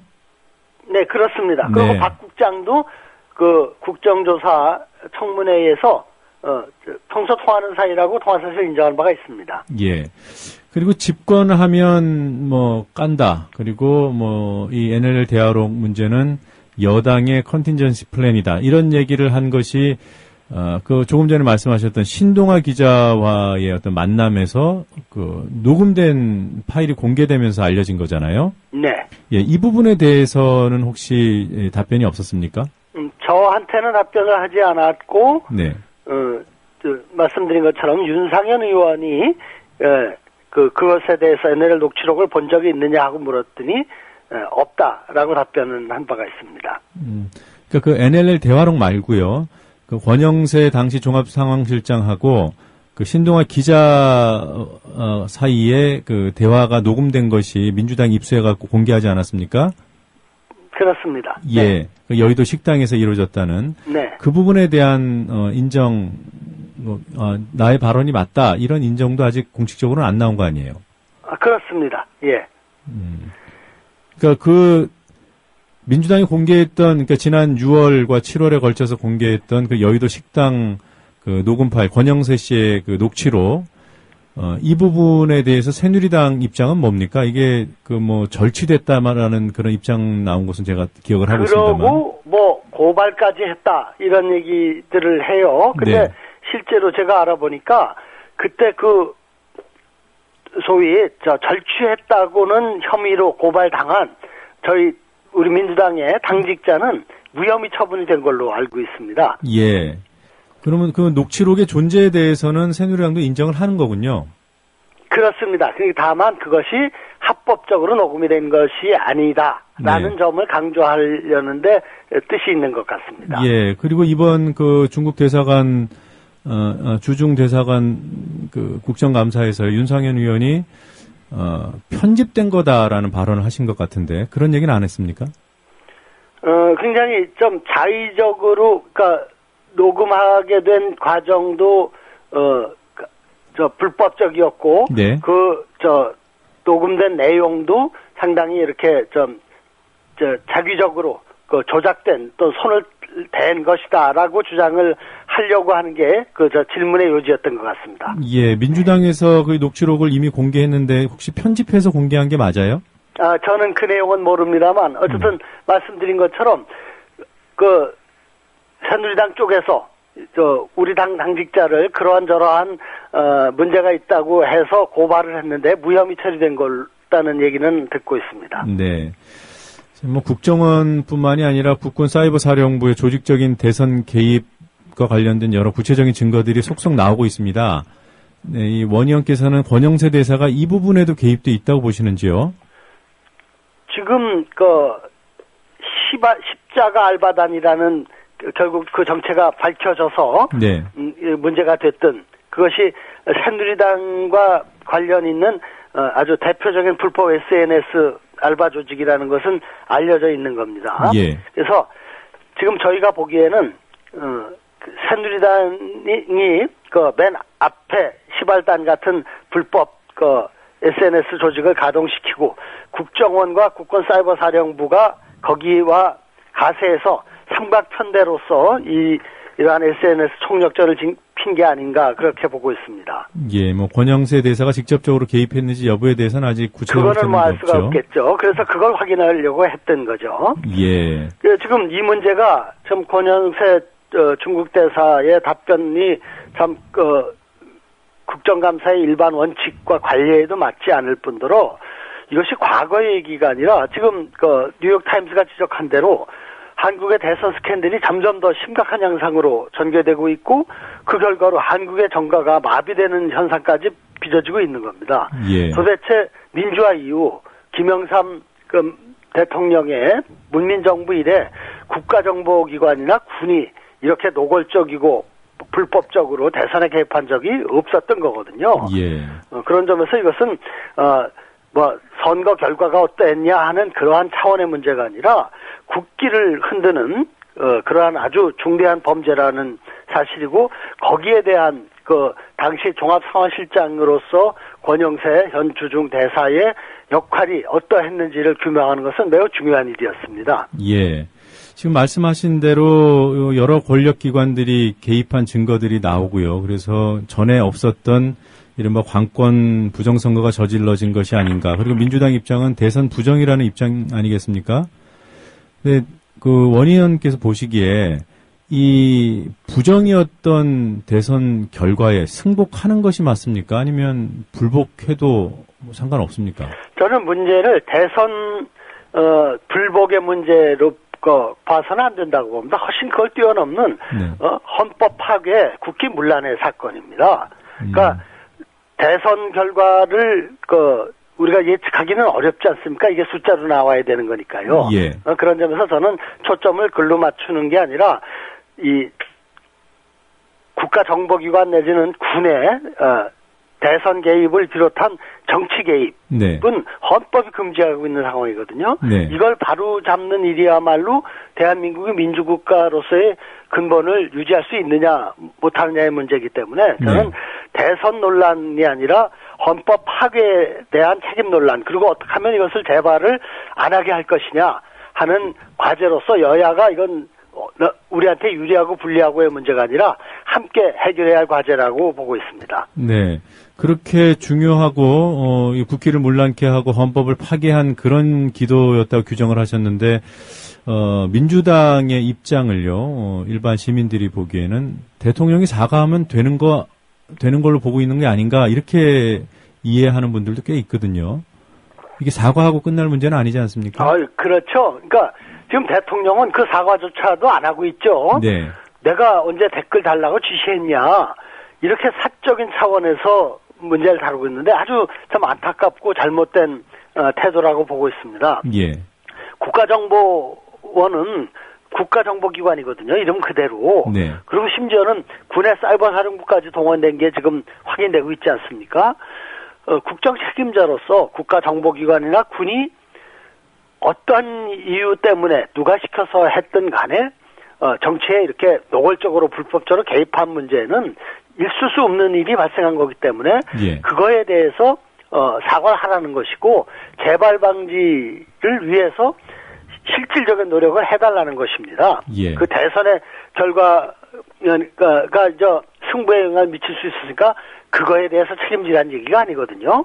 그러니까 한마디로 해서 국정 책임자로서 대통령의 사과와 국정원 개혁이라는 아주 단순하고도 확실하게 누가 들어도 그 정도는 해야겠다고 생각하는 수준을 우리 민주당이 요구하고 있는 겁니다. 예. 여권을 향한 주장이 그렇다는 거는 이해가 됩니다만, 상당수의 그 시민들께서 민주당이 이 불복 프레임에 너무 지나치게 지레 겁을 먹고 있는 게 아니냐, 잘못된 선거였으면은 인정 안 하는 것이 논리적으로나 보나 또는 명분상으로 타당한 게 아니냐, 어떻게 보면 좀 더 선명한 말씀들을 하고 있는데 이 부분에 대해서는 어떻게 생각하십니까? 그렇지만 그렇게 되면은 결국 프레임이 작동을 하게 됩니다. 양비론으로 가고 여당은 여당대로 그것 때문에 과연 대선 결과가 뒤바뀔 수 있다고 단정할 수 있겠느냐 하는 논란이 되거든요. 예. 지금 국가정보기관의 정치 개입은 이건 논란의 문제가 아니지 않습니까? 예. 헌법 정신을 헌법의 구체적인 그 작규를 위배한 그 헌법 불복의 문제거든요. 예. 그러니까 저는 이 점에 명확하게 그 초점이 맞춰져야 되고, 네. 그렇게 하는 것이 이것을 단순한 정쟁으로 끝나는 것이 아니라 우리 사회를 개혁하는 데 있어서 어떤 실질적인 의미가 있는 일이라고 보기 때문에 네. 분명하게 이것은 대선 불복으로 논란으로 끌려져 가는 것보다는 분명하게 헌법을 구체적으로 우리 정치에 있어서 또 국정 책임자가 헌법을 준수한다는 입장을 가지고 이 문제를 다룰 수 있도록 하는 게 중요하다고 보고 있습니다. 예. 자, 원희영께서 경기도지사 출마하실 거다 이런 보도들이 여러 번 나왔는데요. 어떻습니까? 아직 열심히 준비하고 있습니다. 네. 예. 그 서울시장과 이렇게 비교해 수도권의 이제 중요한 그 자치단체장이기 때문에 관심도 많고요. 또 야권 내부에서 뭐 서울시장보다 아직은 좀 더 불명확한 상황이고 또 이후에 후보들이 난립하면은 야권 단일화 압력이 거셀 지역으로 경기도를 꼽지 않습니까? 네, 그렇죠. 예. 아무래도 안철수 의원 쪽에서도 수도권에 집중을 하게 될 텐데 네. 서울시장은 박원순 시장을 직접적으로 지지하고 도와줬기 때문에 네.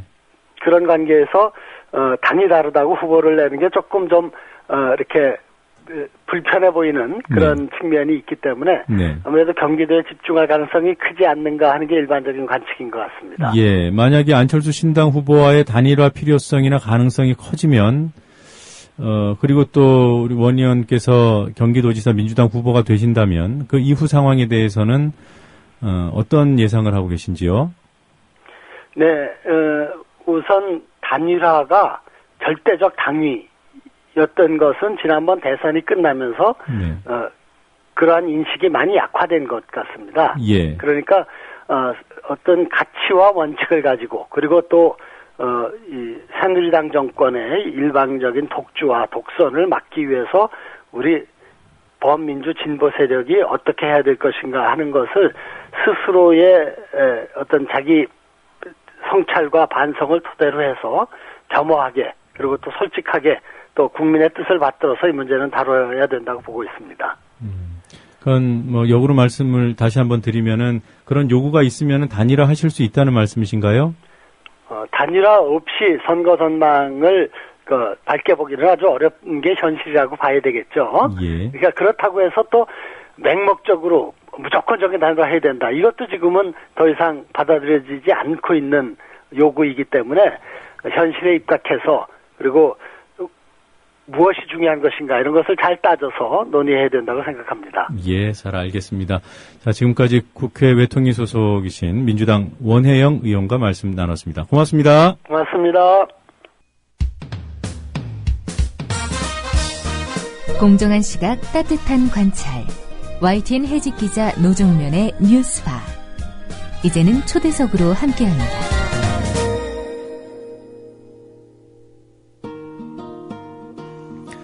서울시 교통카드 사업을 독점하고 있는 한국 스마트카드사가 설립 10년을 맞았습니다. 이 회사는 주식회사임에도 불구하고 서울시가 최대 주주입니다. 그러나 경영은 2대 주주인 LG CNS라는 회사가 도맡아왔습니다. 경영만 도맡은 것이 아니라 LG는 각종 수의계약 등을 통해 수천억 원을 챙겨갔다고 합니다. 이명박 서울시장 시절에 시작된 일이었습니다. 이 문제를 추적해온 서영진 서울시 의원 전화로 연결해서 알아보도록 하겠습니다. 원래 스튜디오로 나와주시기로 했는데 사정이 생겨서 전화 연결을 하게 된 점 양해 부탁드리겠습니다. 서영진 의원님 안녕하세요. 예, 안녕하세요. 예, 그 한국 스마트카드사 이게 예. 교통카드 티머니 카드를 판매하는 회사가 맞죠? 예, 맞습니다. 이 회사에 어떻게 서울시가 최대 주주가 될 수 있었던 겁니까? 원래 2003년도에 이명박 시장 시절에 그러니까 서울시의 새로운 교통체제 시스템을 구축을 하면서 예. 이제 새로운 특수 목적 법인을 만들게 됩니다. 예. 그때 LG CNS가 이제 대주주로서 모든 구축 사업을 총괄을 하고 그 중에 지분 일부를 35% 정도를 서울시에 양도를 함으로써 서울시가 최대 주주가 된 겁니다. 그러면 이 회사는 공기업입니까? 아니면 사기업입니까?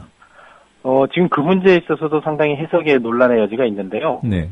저희 서울시나 이제 서울시 의회 또 시민단체 쪽에서는 공기업으로 봐야 되는 것이다라고 주장을 하고 있고, 네. 또 스마트카드나 LG CNS 측에서는 이제 특수 목적 법인이긴 하지만 사기업이라고 주장을 하고 있습니다. 그러니까 지금 지분 구조는 서울시가 35% 정도로 최대 주주가 맞고요. 예, 맞습니다. 그리고 LG CNS도 한 30%대의 2대 주주죠? 예, 맞습니다. 네. 그럼 뭐 서울시에서 지분을 받을 때 돈이 들어간 겁니까? 아니면은 그냥 지분 양도만 받은 겁니까? 지분 양도만 받은 것이죠. 네. 그러니까 서울시 예산이 들어간 건 아니고요. 예, 그런 건 아닙니다. 그러나 이제 어쨌든 이 사업은 이제 공익을 목적으로 시작이 된 것이고요. 네. 또 이 교통카드 시스템이라는 것 자체가 서울 시민 전체가 이용하는 시스템이기 때문에 예. 지분 양도를 받았다 하더라도 서울시가 최대 주주로서의 권한을 행사해야 된다고 보는 것이 저희 서울시의회 입장입니다. 예, LG CNS가 무슨 자선 사업한다고 지분을 35%나 주지는 않았을 거고요. 예, 그렇습니다. 네, 그 이후에 LG CNS가 받아간 혜택 부분에 대해서는 잠시 뒤에 얘기를 나눠보도록 하겠습니다. 예. 교통카드 사업 규모가 어느 정도나 됩니까? 지금 현재 계속 기하급수적으로 늘어나고 있는데요. 예. 처음에는 이제 이 교통카드 말 그대로 버스나 지하철을 이용할 때만 사용하다가 네. 그것이 이제 택시까지도 확대가 됐고요. 지금은 소액결제 시스템까지 도입이 됐기 때문에 예. 그 시장 규모가 계속해서 늘어나고 있는 실정입니다. 예. 그 수치상으로 지금 현재 시장 규모가 어느 정도다 이렇게 나와 있는 통계는 없습니까? 통계가 있는데 네. 제가 지금 구체적인 통계를 지금 가지고 있지 않아서 네. 그래서 그건 나중에 확인되면 다시 말씀드리겠습니다. 네. 우리가 그 티머니라는 교통카드를 사서 충전해서 사용하기도 하지만 그 신용카드 등을 이용한 후불제 시장도 있잖아요. 예, 맞습니다. 이 부분은 그 교통카드 시장 안에 들어가는 겁니까? 이것도 그 한국 스마트카드사. 네. 이제 신용카드를 통해서 후불 교통카드로 사용을 하더라도 네. 그 중에 수수료는 스마트카드로 들어가도록 돼 있습니다. 아, 그래요? 예. 네, 그러면 사업 규모가 적은 규모는 아니겠습니다. 이 수도권 전체를 다 관장하고 있는 거죠? 서울만 지금 현재로서는 하고 있습니다. 하고 있고, 이제 서울과 연계된 광역교통 시스템까지도 이제 사용을 하도록 되어 있습니다. 네. 자, 이 회사가 어떻게 해서 교통카드 사업을 독점하게 된 거죠? 2003년도에 새로운 교통카드 시스템을 시작하면서, 예. 그 당시 이제 LG CNS하고 뭐 삼성 SDS, 뭐 여러 회사들 경쟁이 좀 있었는데요. 네. 그 당시에 이제 LG CNS를 새로운 교통카드 시스템의 사업자로 선정을 하고, 예. 그리고 LG CNS가 그런 시스템을 구축하면서 지분을 서울시에 양도하고 이런 과정을 통해서 교통카드 시스템을 이제 가지게 됐고요. 네. 그 당시에 이제 서울시와 스마트카드 간의 사업시행 합의서라는 걸 체결을 하게 됩니다. 네. 그 사업시행 합의서에 따라서 이 교통카드에 대한 독점권을 한국 스마트카드 주식회사가 갖도록 되어 있습니다. 네. 그러니까 사업자 선정이 먼저 있었고 이후에 그 LG CNS가 선정된 뒤에 지분을 서울시에다 양도한 겁니까? 그렇죠. 맞습니다. 그럼 양도 조건부로 선정이 된 건가요? 이제 선정 당시에는 뭐 여러 가지 조건들이 있었겠습니다만은 이제 사업시행 합의서에 합의를 하면서 양도를 하는 것으로 전제를 했고요. 네. 그걸 전제로 해서 선정이 된 것이 맞습니다. 그 사업시행 합의서라는 내용이 결국 그 독점권을 보장해주는 내용이라는 말씀이시죠? 그 사업시행 합의서에는 이제 여러 가지 조항들이 있는데요. 네. 이제 그 중에 일부 조항이 독점권을 보장하도록 되어 있습니다. 그래서 사업시행 합의서 제3조 5항에 보면 기한 제한 없이 독점권을 보장해주는 문구가 정확히 명시가 되어 있습니다. 아, 기한 제한이 없어요? 예, 예. 그러면 지난 10년 동안 내내 그 단독 사업자로서 쭉 독점권을 행사해 온 겁니까? 예, 맞습니다. 그렇게 지금까지는 해왔습니다. 예, 그렇게 보장해 준 것이 2003년도 이명박 서울시장 시절에 서울시가 합의를 해준 것이고요. 예, 예. 그 뒤로 시장들이 몇 번 바뀌었잖아요. 그 뒤에도 계속해서 똑같이 이제 해왔고요. 네. 이 부분에 대해서는 서울시 의회나 뭐 시민단체나 계속해서 문제가 있다. 네. 이 경쟁사회에서 어떻게 특정 회사에 독점권을 부여를 할 수 있느냐, 또한 기한 제한도 없이 그렇게 하느냐에 대한 문제점을 계속적으로 제기를 해왔는데요. 네. 그동안 서울시에서는 그 부분에 대해서는 사실은 좀 제가 느끼기에도 좀 심할 정도로 모르쇠로 일관해 왔습니다. 네. 서울시가 주식을 비록 양도받은 입장입니다만은 사업 초기부터 최대 주주였는데, 예. 그 최대 주주로서 무슨 경영에 참여하거나 일부라도 그런 일이 있었습니까? 예. 그동안은 의도적으로 사실은 참여를 안 하려고 했다는 느낌을 줄 수가 없고요. 네. 좀 방치했다는 느낌이 들 정도로 서울시에서는 사실은 관리감독 의무를 소홀히 해왔었기 때문에 네.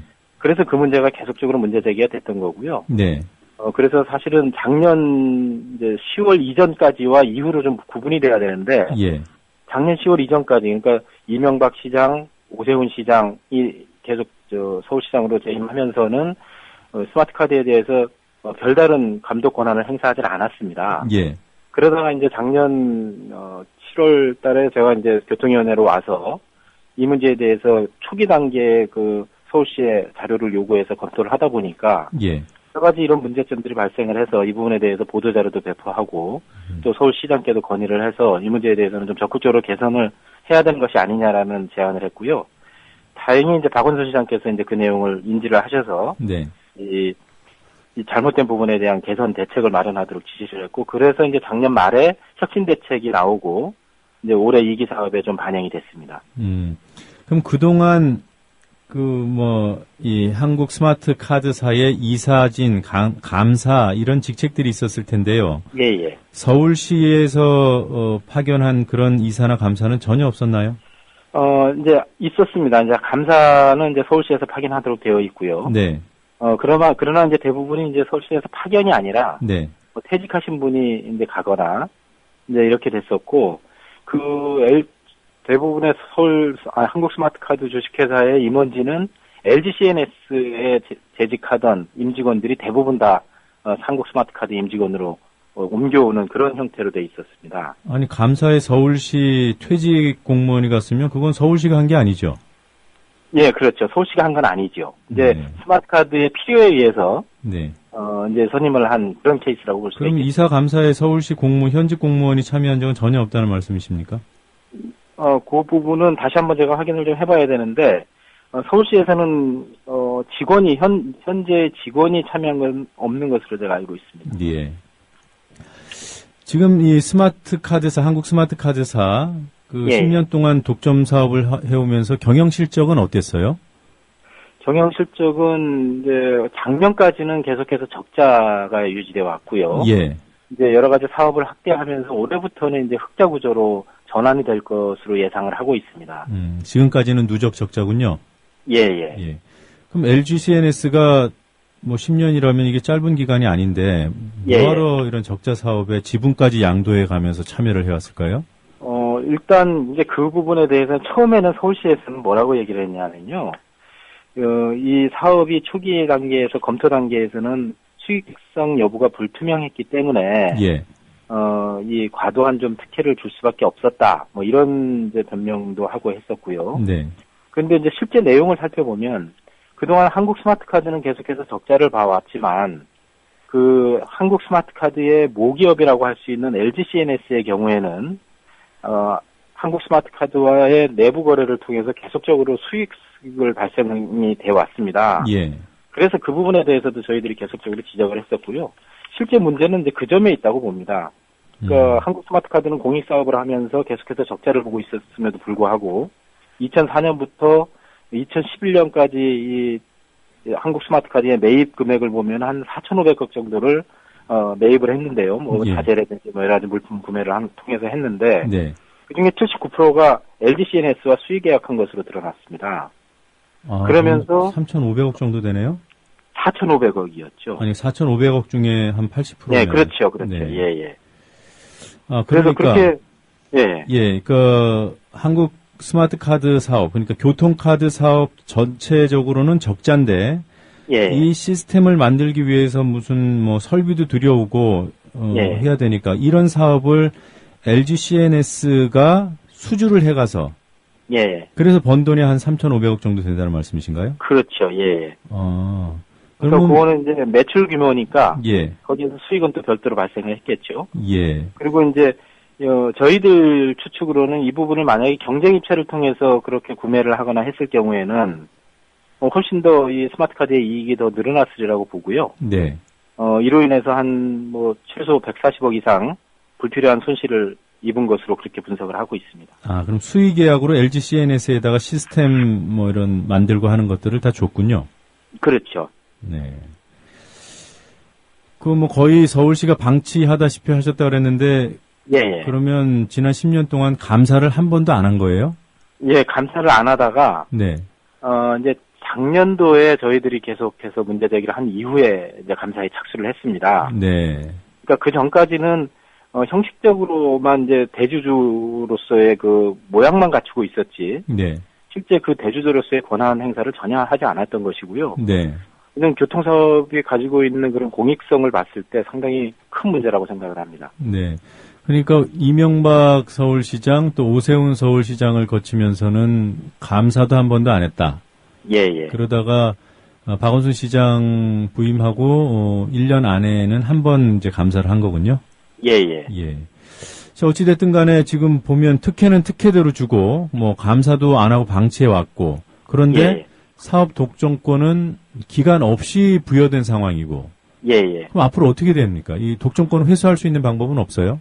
이제 그 부분은 아까 말씀드렸듯이 작년에 이제 박원순 시장이 이 문제에 대해서 상당히 심각성을 인지를 하고요. 개선 대책 마련을 서울시 교통본부에 지시를 한 이후에 서울시 교통본부의 태도가 좀 달라졌습니다. 그래서 그 전까지는 뭐 우리 뭐 과도한 특혜를 줄 수밖에 없었다, 뭐 오해다, 뭐 이런 식으로 하다가 그때부터 이제 적극적으로 관여를 합니다. 그래서 이번에 이제 올해 2월, 3월에 이제 제2기 사업을 시작하면서는 사업 시행 합의서를 전면 개정을 했습니다.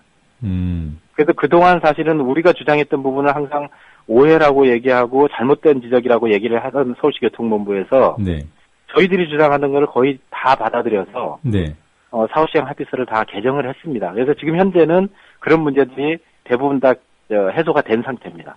그럼에도 불구하고 LG CNS가 계속 교통사업 그 운영 주체잖아요. 그것은 이제 어차피 LG CNS가 2대 주주기 때문에 뭐 그 운영 주체로서 스마트카드의 임원진으로 지금 다 들어가 있는 상태죠. 서울시가 서울시가 그 부분에 대해서는 이번에 사업 시행 합의서를 개정하면서 그 임원진 구성에 대해서도 서울시의 감독 권한을 좀 강화를 시켰습니다. 자, 제가 관련 기사를 찾아보니까요. 지난해 말씀대로 그 첫 감사가 실시되고 여러 가지 문제점들이 확인이 됐어요.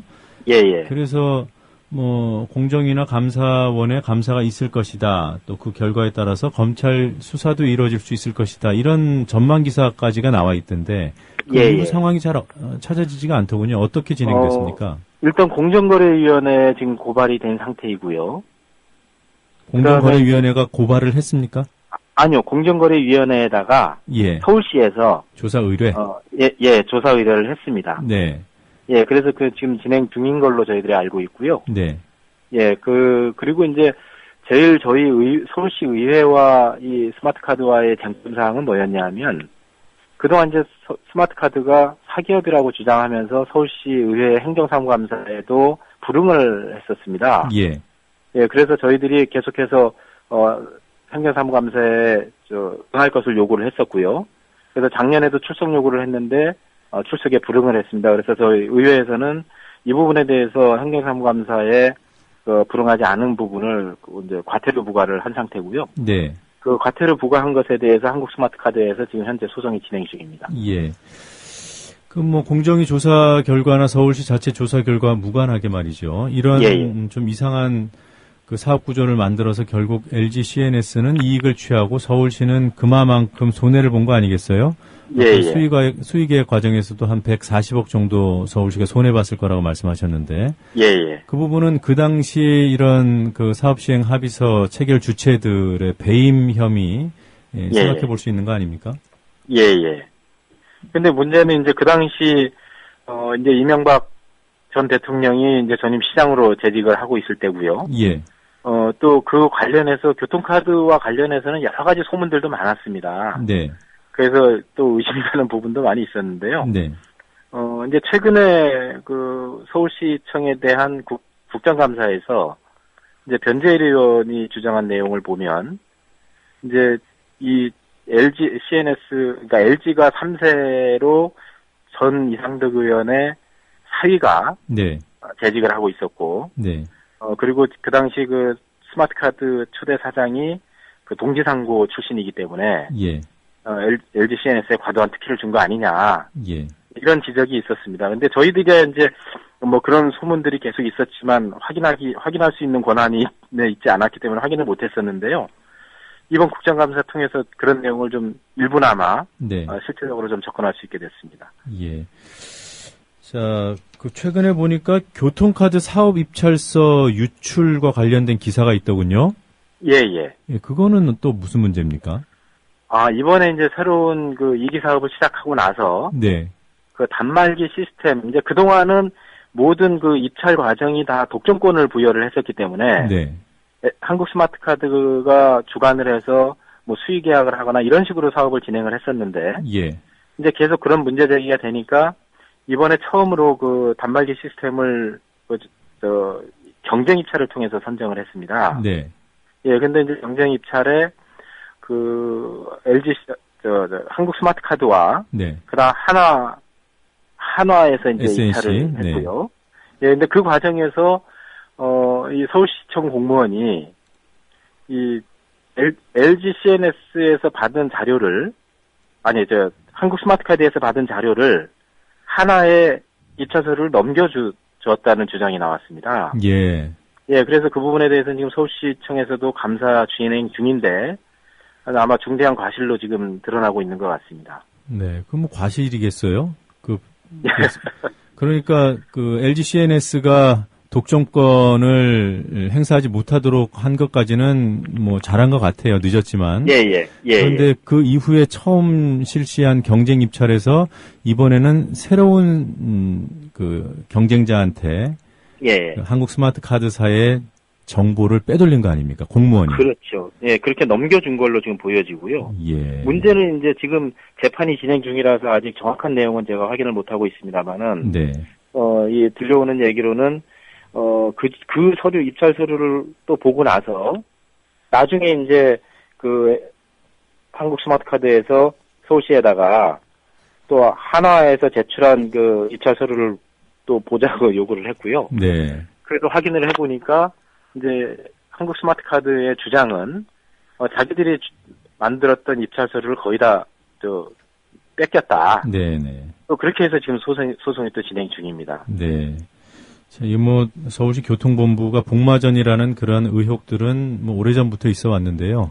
예. 이번 기회에 서울시 의회에서도 좀 더 관심을 갖고 사안들을 좀 파헤쳐 주시기를 부탁드리겠습니다. 예, 고맙습니다. 네, 지금까지 서울시의회 서영진 의원이었습니다. 고맙습니다. 예, 고맙습니다. 안녕히 계십시오.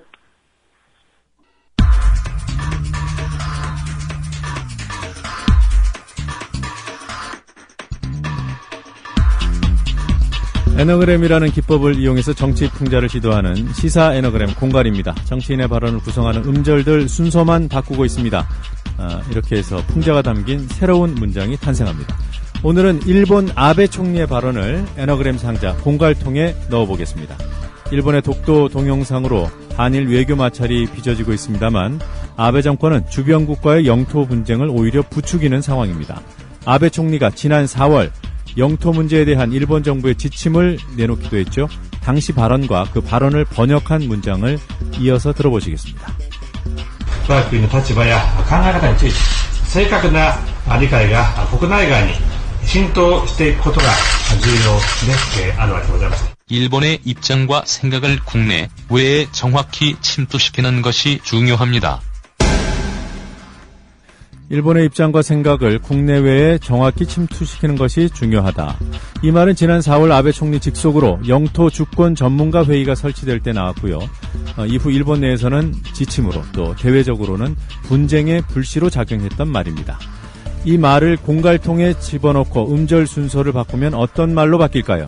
일본에 대한 어떤 응징 방법이 튀어나왔습니다. 여러분과 함께 직접 확인해 보도록 하겠습니다. 정의는 네 것. 과히 자항합니다. 일본 요시키 이베 각 외국 중생이 침을 확 투. 일본 요시키 누구일까요? 영토 분쟁을 일으키는 일본 요시키 이베다 각 외국의 중생들이 그러니까 백성들이 침을 확 뱉는다는 뜻입니다. 그 정도는 돼야 정의는 내 것, 우리 것이라 할 만하지 않을까요? 그래야 장하다 할 만하지 않을까요? 이런 취지의 풍자거리입니다.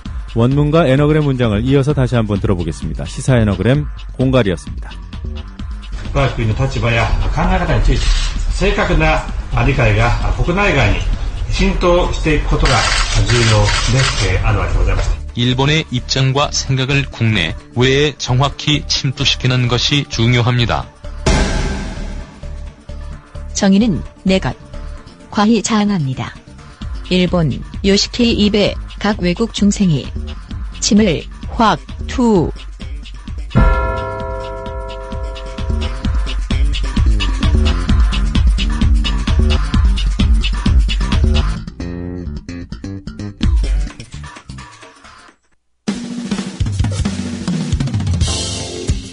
지금 여러분께서는 YTN 해직기자 노정면이 진행하는 국민TV 라디오 노정면의 뉴스바를 듣고 계십니다.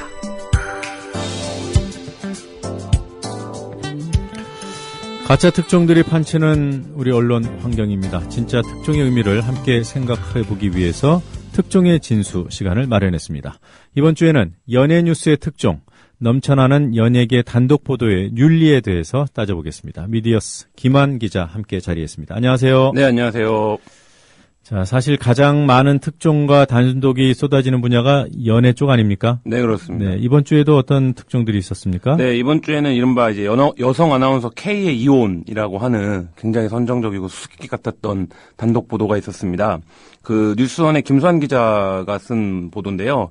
유명 앵커인 K 씨가 법조계에 따르면 외국계 증권사 남편과 2004년 10월에 결혼을 했는데 이혼을 이제 했다는 겁니다. 그래서 대략적인 이 여성의 신원을 밝힐 수 있는 수수께끼 단서들은 다 이제 기사에 나왔어요. 예. 결혼 2년 만인 지난 2006년에 첫 아이를 출산했고 1년 8개월간 휴직했다. 최근 방송에 복귀했다. 이런 겁니다. 그래서 이 당사자의 확인도 없고 어떤 이 객관적인 증거가 있는 게 아니라 그냥 단순히 이제 법조계에 따르면이라는 거를 토대로 해서 개인의 신원을 완전히 이제 이렇게 충분히 인지할 수 있을 정도로 보도가 됐는데 이 첫 보도 이후에 뭐 헤아릴 수 없는 보도가 나왔습니다. 제가 검색을 해보니까 그 포털 기준으로 15페이지가 넘더라고요. 그 보도량이요. 그래서 5일 전에 있었던 일인데 첫 보도 후에 그리고 이제 몇 시간 만에 바로 실명이 공개가 됐습니다. 그래서 이후에는 뭐 쭉 보도가 거의 수백 수천에 달하는 보도가 쏟아져 나왔습니다. 네.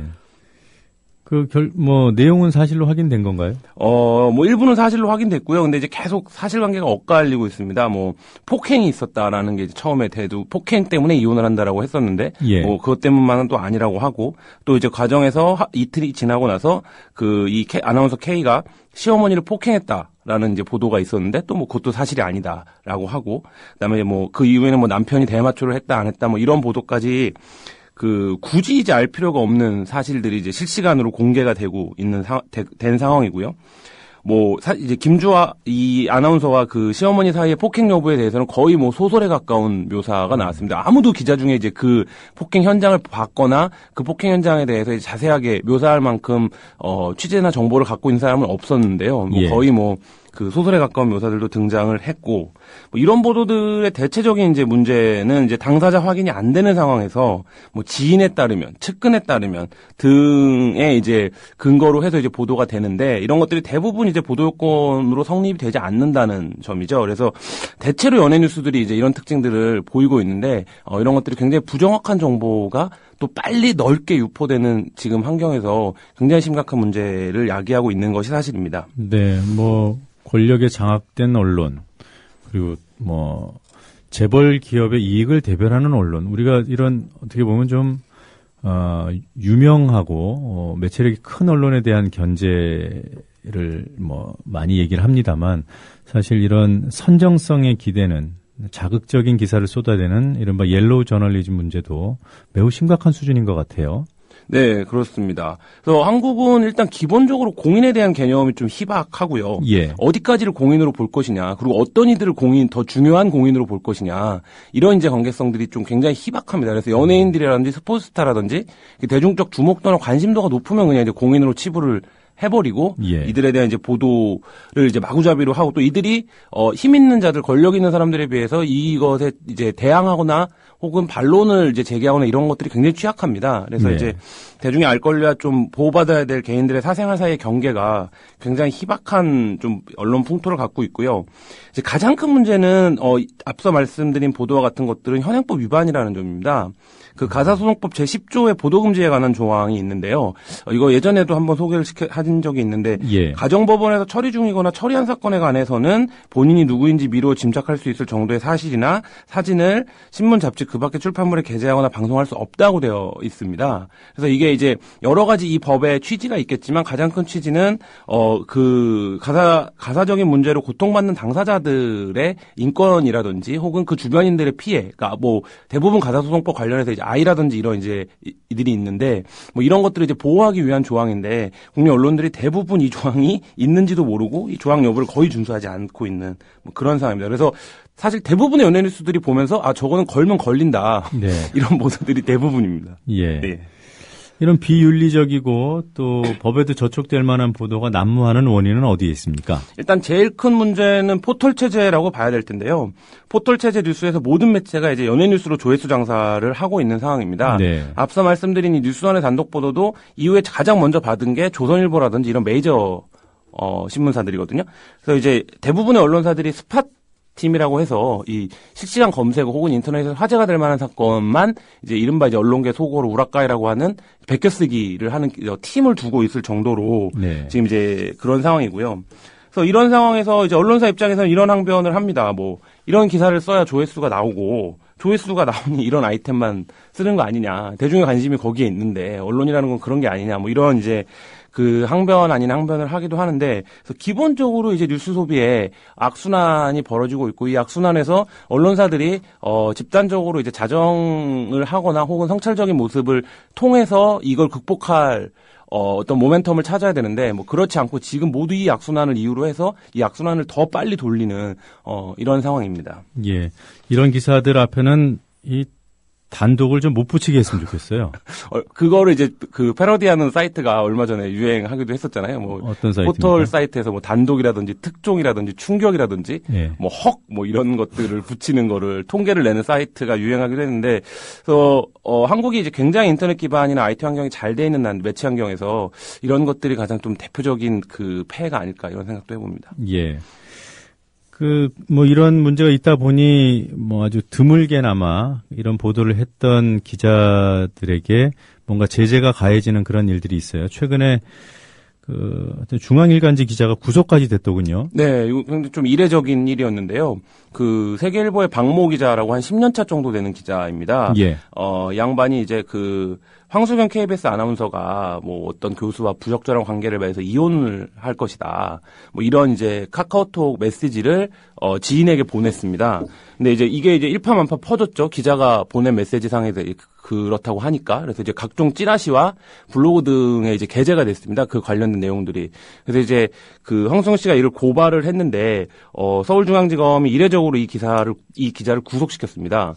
그래서 이런 이제 찌라시 문제라든지 뭐라 그럴까요? 제도 바깥의 정보들이 유통되는 창구들에서 특정한 기자들이 일정한 역할을 하고 있다. 이게 이제 법원의 문제 의식인 것 같은데요. 그래서 그런 부분들에 대해서 이제 한국의 기자들이 내가 어떤 정보를 공식적이지 않은 창구나 통로를 통해 알고 있다. 이런 걸 굉장히 과시하는 것을 하는데요. 뭐 사석에서 만나거나 이렇게 만나도. 근데 이제 그런 풍토에서 연예뉴스와의 폭발력과 맞물리면 굉장히 개인에게는 치명적인 이제 상황이 올 수 있는데, 뭐 그런 부분들에 대한 좀 경종의 의미가 아닐까 그렇게 생각합니다. 네, 뭐 그런 의미에 대해서 전면적으로 효과나 취지를 부인하는 건 아닙니다만, 또 법의 집행은 절제와 자제 그리고 아주 명확한 법적 책임이 따라야 되는 거 아니겠습니까? 이 세계일보 박모 기자라는 분이 카카오톡을 전송했단 말이에요. 네. 그 상대가 누구였습니까? 찌라시를 만드는 사람이었나요? 그 상대는 이제 지인으로 알려져 있는데요. 자세한 이제 기소사항이나 뭐 이런 것들을 검토해봐야겠지만 이제 그런 논란은 있을 수 있습니다. 그러니까 기사를 쓴 것이 아니고 사적인 전송이나 이런 거 부분에서 너무 과한 처벌이 아니냐. 네. 뭐 이런 이제 반론도 있을 수 있는데, 이제 명예훼손이라는 게 기본적으로 이제 공공연하게 정보를 유통하는 행위 자체를 이제 처벌하는 것으로 현행 법의 취지가 그 법의 옳고 그름을 떠나서 뭐 그런 취지가 있기 때문에 그런 상황인 것 같고요. 그다음에 뭐 이런 것들이 어떤 뭐 기자의 발언의 자유나 책임 같은 것들을 훼손하는 수준까지라고 한다면 이제 문제가 될 수 있겠지만, 지금 이 연예 정보라든지 연예 관련된 찌라시가 생성되는 메커니즘에서 좀 기자들이 좀 악성적인 역할을 하고 있다. 일부 기자들이 뭐 이런 평가나 합의 속에서 이런 판결이 이루어진 게 아닌가 뭐 그런 생각을 해봅니다. 그래서 제가 이제 주목해서 보는 부분이 이 카카오톡 메신저가 찌라시를 만드는 사람에게, 그러니까 만들 줄 알고 이런 게 있으니 한번 잘 검토해봐라라고 준 건지, 아니면 그냥 가까운 사람하고 그야말로 사적인 대화를 하는 과정에서 이것이 이 대화 상대방의 책임에 의해서 제2, 제3으로 이렇게 넘어간 건지, 그 부분에 대한 판단이 좀 있어야 될 것 같고요. 그리고 이게 제가 자꾸 이걸 여쭤보는 거는 구속을 시켰단 말이에요. 인신 구속을. 그러려면 아까 우리 김한 기자 말씀대로 그런 메커니즘, 찌라시가 횡행하는 메커니즘의 핵심적인 역할을, 고의적인 역할을 했을 경우라면 그건 모르겠어요. 근데 그 부분에 대한 것이 명확치 않은 상황이어서 왜 구속을 했을까까지 이제 좀 궁금증이 생기는 겁니다. 혹시라도 그 피해 당사자가 검사여서 그런 건가, 이런 생각도 사실 드는 거고요. 네. 이 부분에 대해서 아직 명확하게 알려진 내용들은 없는 모양이죠. 네, 그러니까 이게 8명이 기소가 됐고요. 그 중에 네. 이제 2명이 이제 이 박모 기자와 블로그를 운영했던 홍모 씨가 2명이 이제 구속이 된 거고, 나머지들은 이제 이른바 이제 찌라시를 정보지들을 그러니까 전파한 혐의, 이런 혐의로 이제 기소만 됐는데, 그 8명이 같은 사건. 이거든요. 그러니까 이제 아마 지금 말씀하신 대로 이제 찌라시의 생성과 유통에 관여를 했다. 이렇게 이제 판단을 한 것 같고요. 말씀하신 대로 황수경 아나운서의 남편이 검사입니다. 그래서 뭐 그런 부분들에 대해서 이 사건의 일각에서는 언론사 현직 기자를 이런 혐의로 구속시키는 게 사회적 힘의 역학에서 검사 남편이 아니면 가능하냐 이런 얘기를 하는 사람들도 있는데요. 근데 뭐 기본적으로 사건의 속성은 여러 가지가 있겠습니다만 이제 앞서 말씀드린 대로 이 사건에서는 어쨌든 무분별하게 남하고 있는 이 찌라시나 이른바 이제 사설 정보지들의 문제 그리고 그것이 어떤 일개인에게 미칠 수 있는 엄청난 그 악영향 뭐 이런 것들에 대해서 좀 법원이 더 중히 본 것이 아닌가 뭐 이런 생각을 해봅니다. 예, 그러면 제가 볼 때는 이 사건을 이 일간지 기자 구속 사건을 전하는 뉴스의 제목은 황수경 아나운서 부부의 명예를 훼손한 혐의로 구속된 게 아니고요. 그야말로 찌라시 제작단이 적발된 겁니다. 그렇죠. 예, 그렇게 볼 수 있죠. 그렇게 돼야 이해가 되는 거고요. 근데 그거는 아직 이제 명확하지 않기 때문에 과연 명예훼손으로 구속할 수 있는 것인지에 대한 의문은 여전히 남고요. 구속이 이해되려면 제 상식으로는 이게 드디어 찌라시 제작단이 적발됐다. 거기에 현직 기자가 아주 중요한 역할을 했다.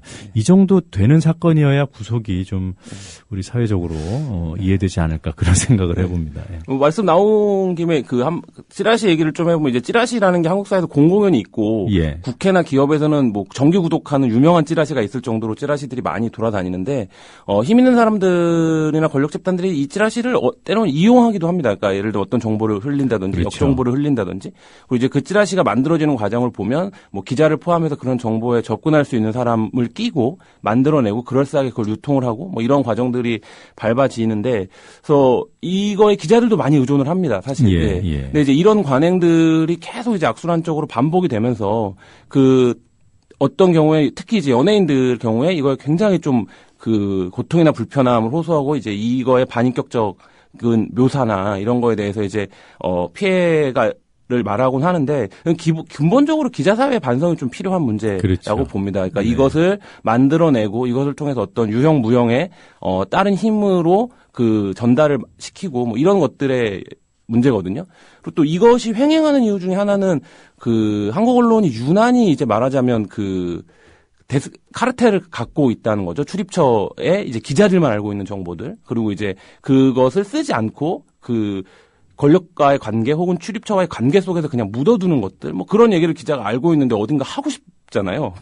자꾸 이제 그런 얘기를 그렇게 음성적인 방법으로 발언을 하는 건데 그래서 이제 이게 기자들 개개인의 문제 그리고 한국 기자사회 카르텔의 문제라고 봤을 때 좀 이것의 혁신과 일신을 위한 노력이 기자사회에 필요하지 않은가 뭐 이렇게 봅니다.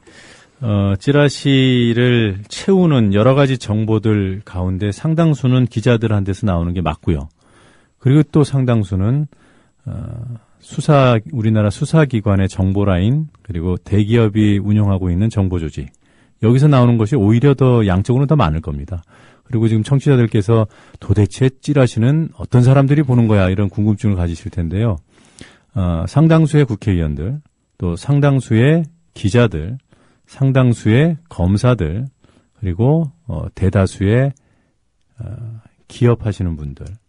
그쪽은 뭐 공식 보고가 이루어지고 있으니까. 그 정도까지 말씀드리고 오늘 순서를 마무리를 하도록 하겠습니다. 자, 우리 김한 기자는 또 다음 주에 좋은 기사 가지고 만나도록 하겠습니다. 고맙습니다. 예, 감사합니다.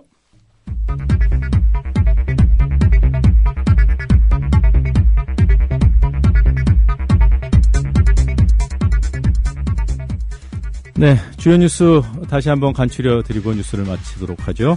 박근혜 대통령이 검찰총장에 PK 출신인 김진태 전 대검차장을 내정했습니다. 박 대통령은 친정체제 강화로 현 정국을 돌파하겠다는 의지를 분명히 했습니다. 국회가 김진태 검찰총장 내정자에 대한 청문회 일정 조율에 들어갑니다. 청문회에서는 김진태 내정자 아들의 병역 면제 의혹과 또 김기춘 청와대 비서실장과의 관계가 도마에 오를 전망입니다. 국군사이버사령부가 요원들의 인터넷 활동을 계량화하고 정부 비방글 저지 등의 명목으로 평가해온 것으로 드러났습니다. 국정원, 경찰청 등과의 정보 공유 활동이 공적 조서에 포함된 사실도 밝혀졌습니다. 민주당은 조직적인 여론조작 활동의 증거로 이 같은 내용을 공개했습니다. 새누리당의 이른바 시발단 단장이었던 윤정훈 목사가 문재인, 안철수 두 분께 죄송하다며 사과했습니다. 그는 경향신문과의 인터뷰에서 이같이 말하고 새누리당으로부터 임명장을 받았지만 결국 캠프에서 배척당했다고 주장했습니다. 국정원, 사이버사령부, 새누리당 간의 삼각 연계 의혹은 부인했습니다. 박정희 전 대통령 추도식에서 나온 발언이 논란을 빚고 있습니다. 지난 26일 손병두 박정희 기념재단 이사장은 추도사에서 간첩이 날뛰는 세상보다 차라리 유신 시대가 더 좋았다고 말했고, 새누리당 심학봉 의원은 아버지 대통령 각하, 아버지 등의 호칭을 사용했습니다. 서울 강남의 한 대형 교회에서는 10개 교회가 공동 주최한 박정희 추모 예배가 열리기도 했습니다. 박정희 전 대통령의 대형 영정사진을 전면 벽에 걸어놓고 진행된 이날 추모 예배는 우상 숭배, 독재 미화 논란을 일으키고 있습니다. 박근혜 대통령이 프로야구 한국 시리즈 3차전에서 시구를 했습니다. 노무현, 김영삼 등 전 대통령들도 프로야구에서 시구를 한 전례가 있지만 국가기관들의 조직적인 대선 개입 의혹이 확산되고 대통령 책임론까지 부상하는 마당에 과연 적절한 행보인지 의문이 일고 있습니다. 미국의 외국 정상들에 대한 도청 파문이 확산되고 있습니다. 독일 메르켈 총리의 경우 10년 전부터 도청이 이루어졌고, 도청 사실을 몰랐다던 오바마 대통령이 3년 전에 이미 보고를 받고도 방치해왔다는 보도까지 나오고 있습니다. 우리나라 역대 대통령도 미국으로부터 도청을 당했다는 주장이 나왔습니다. 전직 CIA 요원인 스노든의 문건을 처음 보도했던 글렌 그린왈드 전 가디언 기자가 미국이 한국에 대해서도 도청을 해왔고 그 기록을 정리해서 공개하겠다고 밝혔다고 뉴스타파가 보도했습니다. 잠시 찾아왔던 초겨울 추위가 물러가고 이번 주에는 가을 날씨를 회복할 것이라는 예보입니다. 한추리 뉴스였습니다.